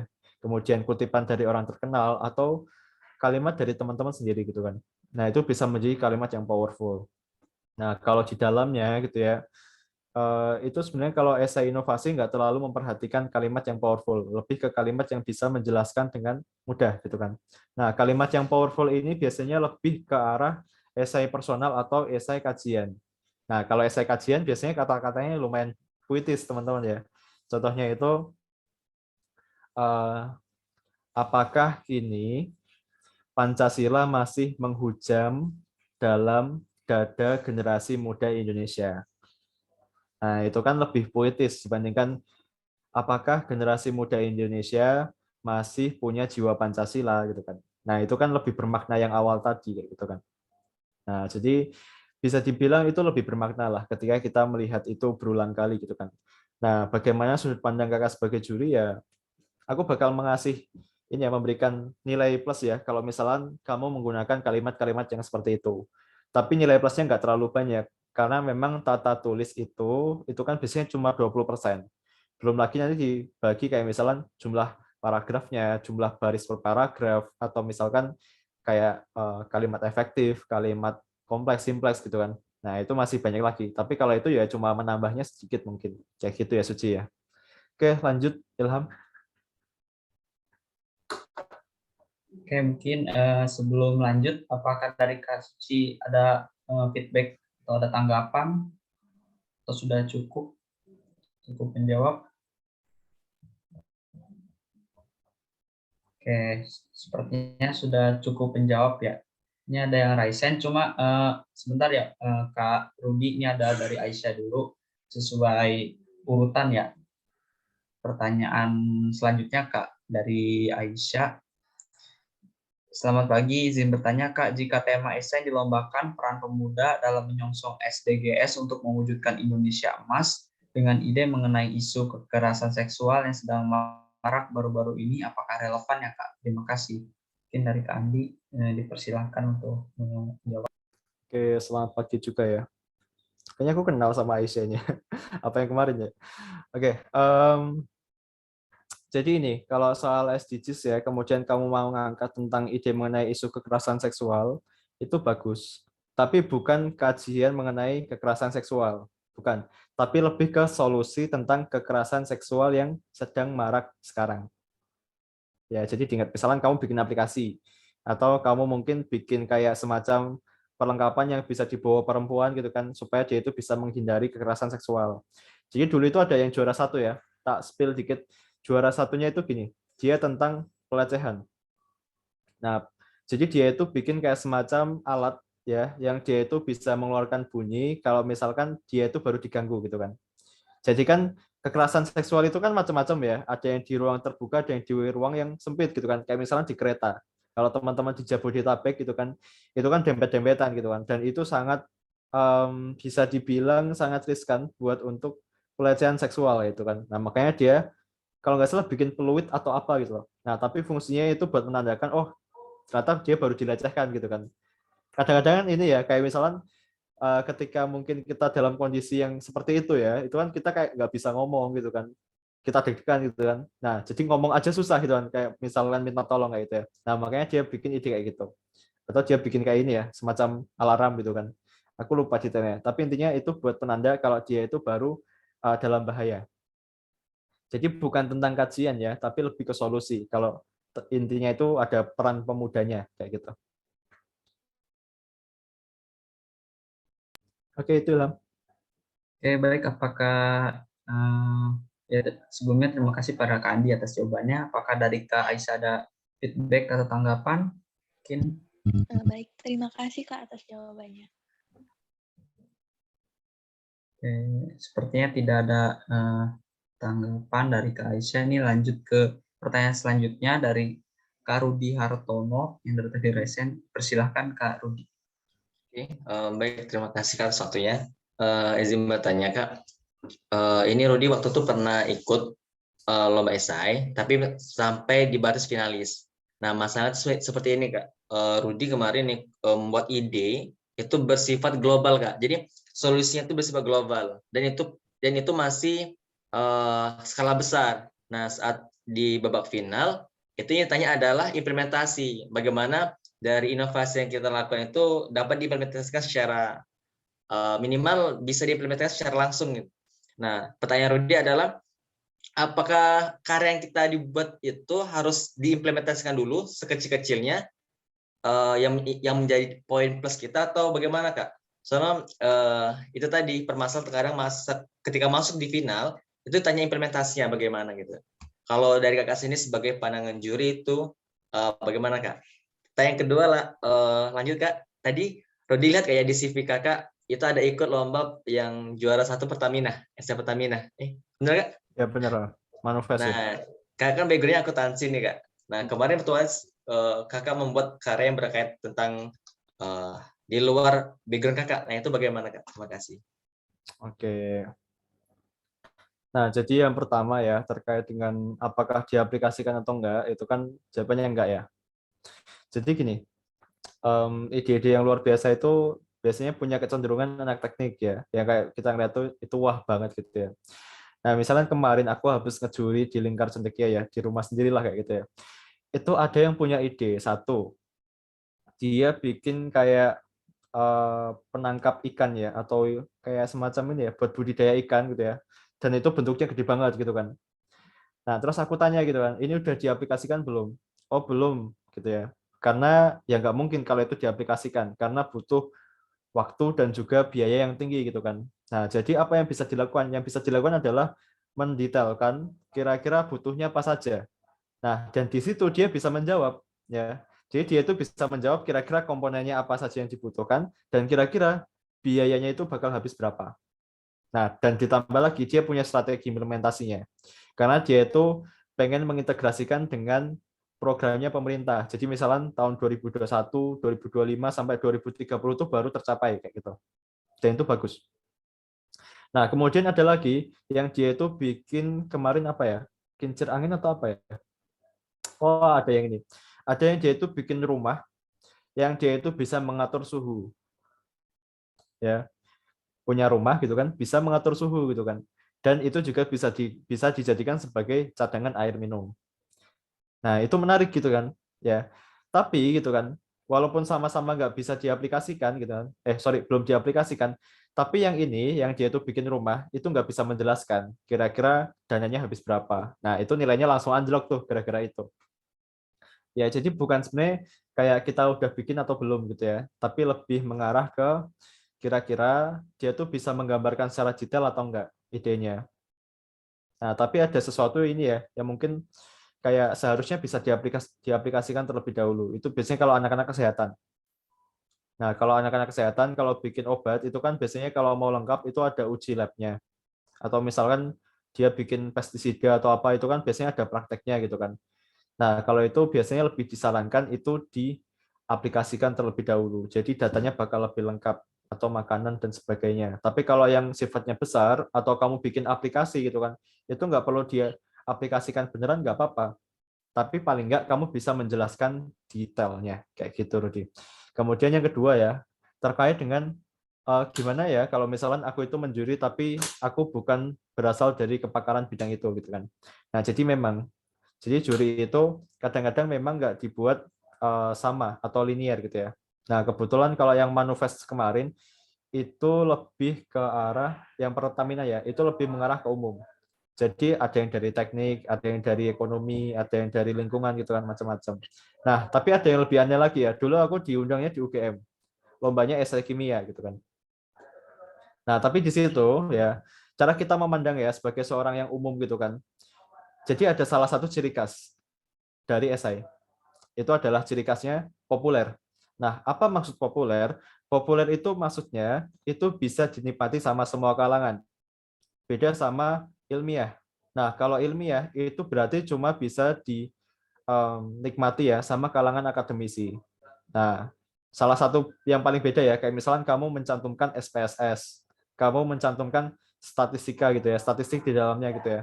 Nah, kalau kamu udah mencantumkan kayak gitu, itu berarti bukan esai lagi, karena itu udah nggak populer. Nah, jadi kalau kita membuat esai, itu juga kita harus membuat itu bisa dibaca sama semua kalangan. Jadi walaupun kita dari kimia, kita dari teknik, kita dari kesehatan, tetap kita mengusahakan bagaimana esai kita itu bisa dinikmati dengan mudah oleh pembaca dari semua kalangan. Nah, populer itu mirip-mirip kayak kita bikin artikel di koran lah gitu kan. Jadi kan kalau di koran itu kita sasarannya semua ya, yang olahraga, yang dia itu mungkin tentang kesehatan, tentang kriminal gitu kan. Nah, itu kan kita mengusahakan pakai kata-kata yang nggak terlalu susah buat dicerna. Nah, jadi kalau selain itu ya, memang yang juara itu memang mudah dipahami secara nalar gitu kan. Kemudian yang kedua itu yang aku nilai adalah dari dampaknya. Jadi apakah ini berdampak banget, apakah cara berpikirnya itu udah benar. Jadi simpel sih ya, tinggal kita ngecek cara berpikirnya itu benar apa enggak. Masalah yang diselesaikan itu benar atau enggak. Nah, dari situ kita bisa menilai itu esainya bagus atau enggak. Kayak gitu ya, Rudi ya.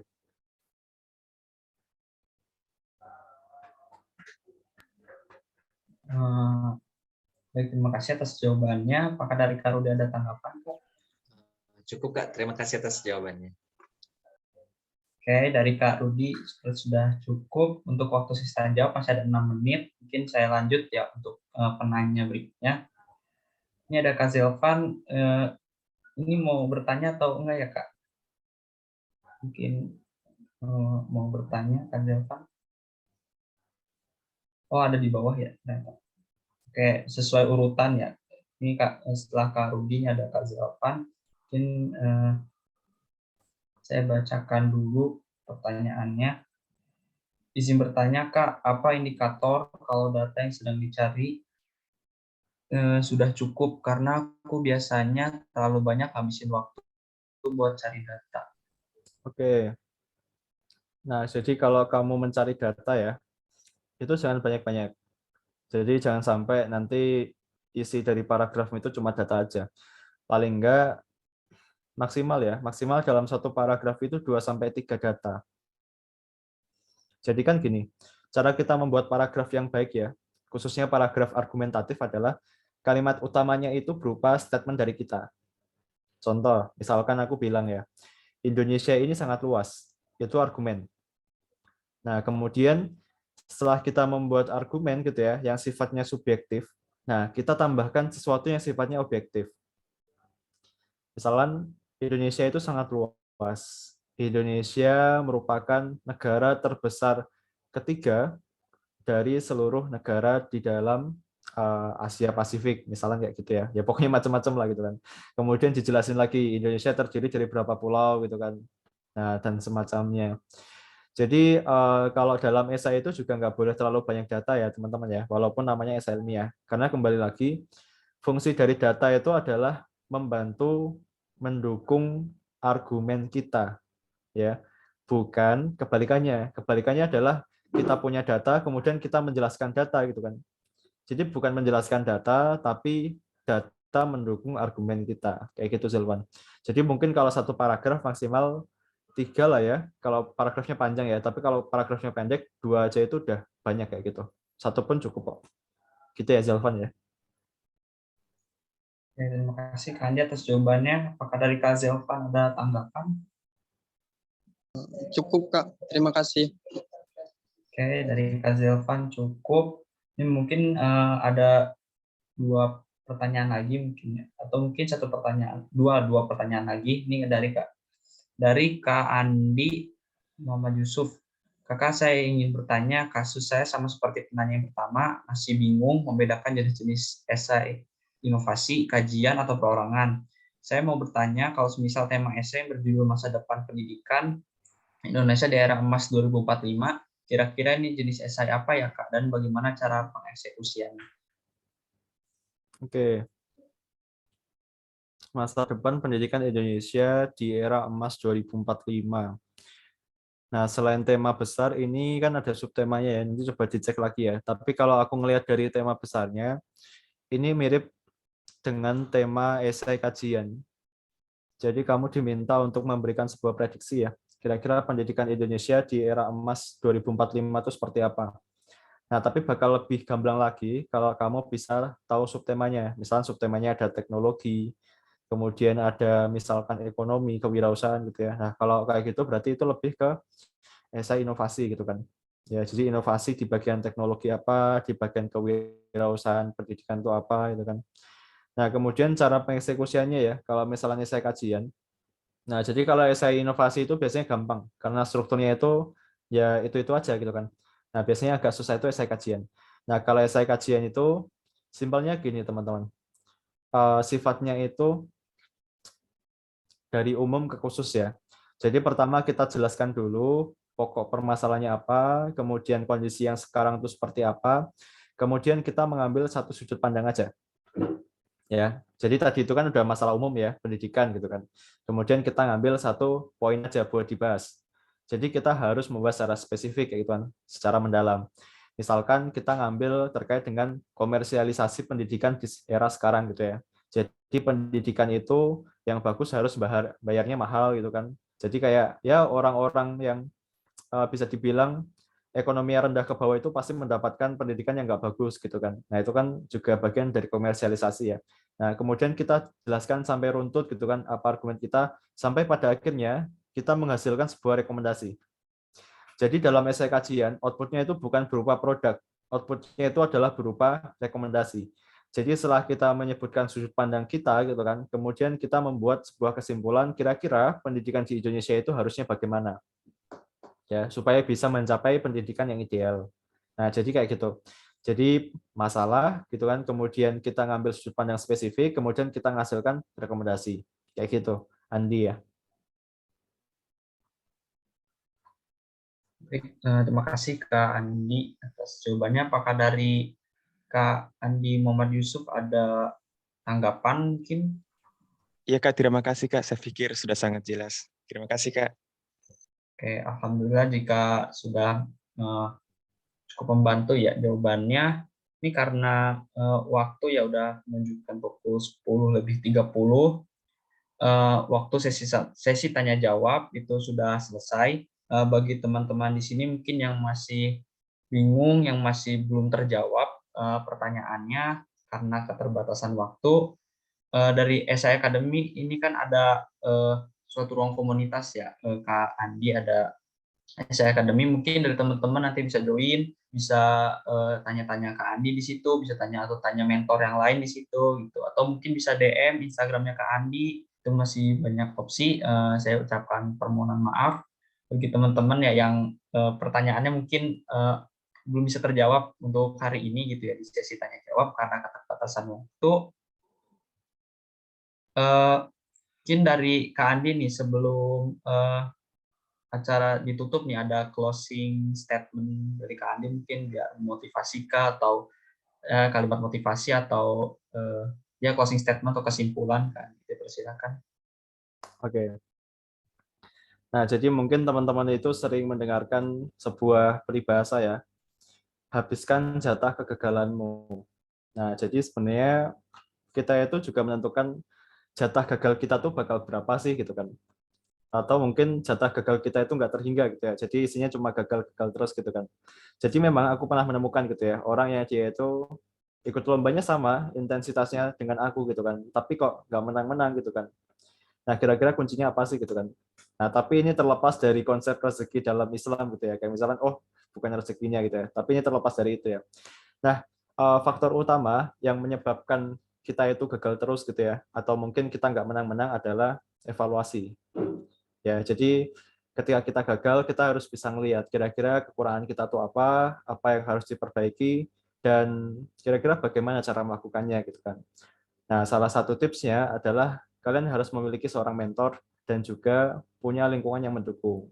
Nah, jadi ketika kalian punya seorang mentor gitu ya, kalian punya rujukan, kira-kira apa sih yang harus diperbaiki, kira-kira apa yang harus aku kurangi, apa yang harus aku tambahi gitu kan. Dan pun teman-teman yang ini ya, sama visinya dengan kalian, sama-sama pengen ikut lomba, itu juga bakal membantu progres kalian. Jadi lebih semangat kayak gitu ya. Nah, jadi aku sarankan ya dimanapun kalian mau belajar ya, silahkan cari lingkungan yang mendukung dan juga cari mentor supaya jatah kegagalannya itu sedikit kayak gitu ya. Oke, paling itu aja. Terima kasih teman-teman.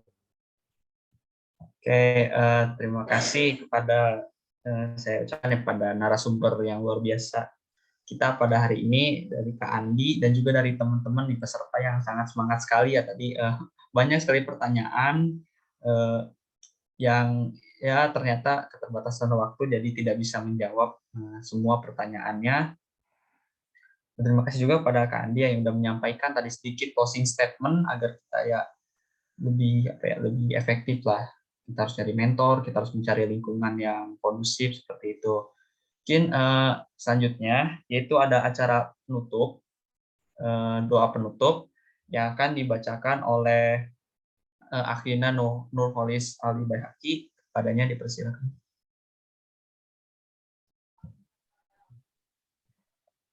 Cek suara aku masuk nggak? Masuk. Oke. Masuk Holis. Assalamualaikum warahmatullahi wabarakatuh. Waalaikumsalam warahmatullahi wabarakatuh. Bismillahirrahmanirrahim. Alhamdulillahirrabbilalamin. Hamdan syakirin, hamdan na'imin. Hamdan yafi ni'amahu wa yafi masidah. Ya Rabbana lakal hamdu kama yanbaghi li jalali wajhil karimi wa adimi sultani. Allahumma shalli wa sallim barik ala sayyidina Muhammad wa ala ali Muhammad. Ya Allah, Tuhan yang Maha Penyayang, hanya rahmat dan kasih sayang-Mu lah sehingga segala aktivitas kami dalam acara ini berjalan dengan lancar, walaupun menguras waktu, tenaga, dan pikiran. Dan hari ini, ya Allah, kami berkumpul di tempat ini, memanjatkan puji syukur kepada-Mu, sekaligus menutup kegiatan kami. Ya Allah, berkahilah segala aktivitas kami selama dalam mengikuti rangkaian acara ini. Dan jadikanlah sebagai amal ibadah di sisi-Mu. Untuk itu, ya Allah, tetapkanlah rahmat dan kasih sayang-Mu kepada kami, dan jadikanlah pertemuan ini sebagai pertemuan yang Kau ridhoi. Allahumma la sahlan illa ma ja'alahu sahlan. Ya Allah, mudahkanlah segala urusan kami, karena tidak ada yang mudah kecuali Engkau jadikan mudah. Allahumma ftah alaina abwaba khair, wa abwaba barakah, wa abwaba nikmah, wa abwaba rizki, wa abwaba quwati, wa abwaba sihati, wa abwaba salamati, birahmatika ya arhamar rahimin. Ya Allah, bukakanlah atas kami pintu kebajikan, pintu berkah, pintu rahmat, pintu kekuatan, pintu rizki, pintu kesehatan, pintu keselamatan, karena hanya Engkaulah yang Maha Pengasih dan Maha Penyayang. Ya Allah, kami berlindung kepada-Mu dari keraguan-raguan hati dan duka cita, dan kami berlindung kepada-Mu dari sifat lemah dan malas. Ya Allah, curahkanlah kesabaran atas kami, dan teguhkanlah pendirian kami terhadap cobaan dan kebenaran. Rabbana atina fid dunya hasanah, wa fil akhirati hasanah, wa qina adzabannar.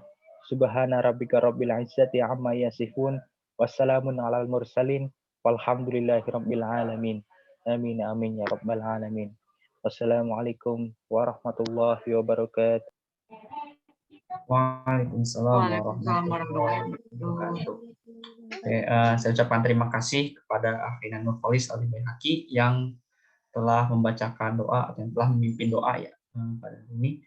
Baik, teman-teman semua, demikianlah ya acara demi acara telah berlalu. Saya Muhammad Ilham Firdaus selaku MC dan moderator pada hari ini menyampaikan banyak terima kasih kepada narasumber kita Kak Andi dan kepada teman-teman semua yang bersedia hadir pada acara Ruang Menulis ini. Jazakumullah khair. Saya mohon maaf apabila dari saya pribadi ada kata-kata yang kurang berkenan, karena di sini karena manusia itu merupakan tempat salah. Saya pamit undur diri. Ini saya ada sedikit pantun. Ibu di dapur memasak nasi, ayah pergi menanam padi. Saya tutup acara hari ini. Semoga esok kan kita bertemu lagi. Sekian dari saya. Assalamualaikum warahmatullahi wabarakatuh. Waalaikumsalam warahmatullahi wabarakatuh. Terima kasih, Mas. Terima kasih banyak. Yuk, semangat teman-teman. Jangan lupa daftar itu ya, klaim voucher lumayan itu. 2 bulan. Siap, Kak, siap. Siap. Terima kasih ya, Mas. Terima Mau kasih nanya Kak, semuanya. nanti ada rekamannya Kak, ini nanti Kak. Ada Kak, ini kan di record ya. Insya Allah ada nanti. Terima kasih Kak. Siapkan. Terima Ya, kasih. sama-sama Kak Munir. Kak,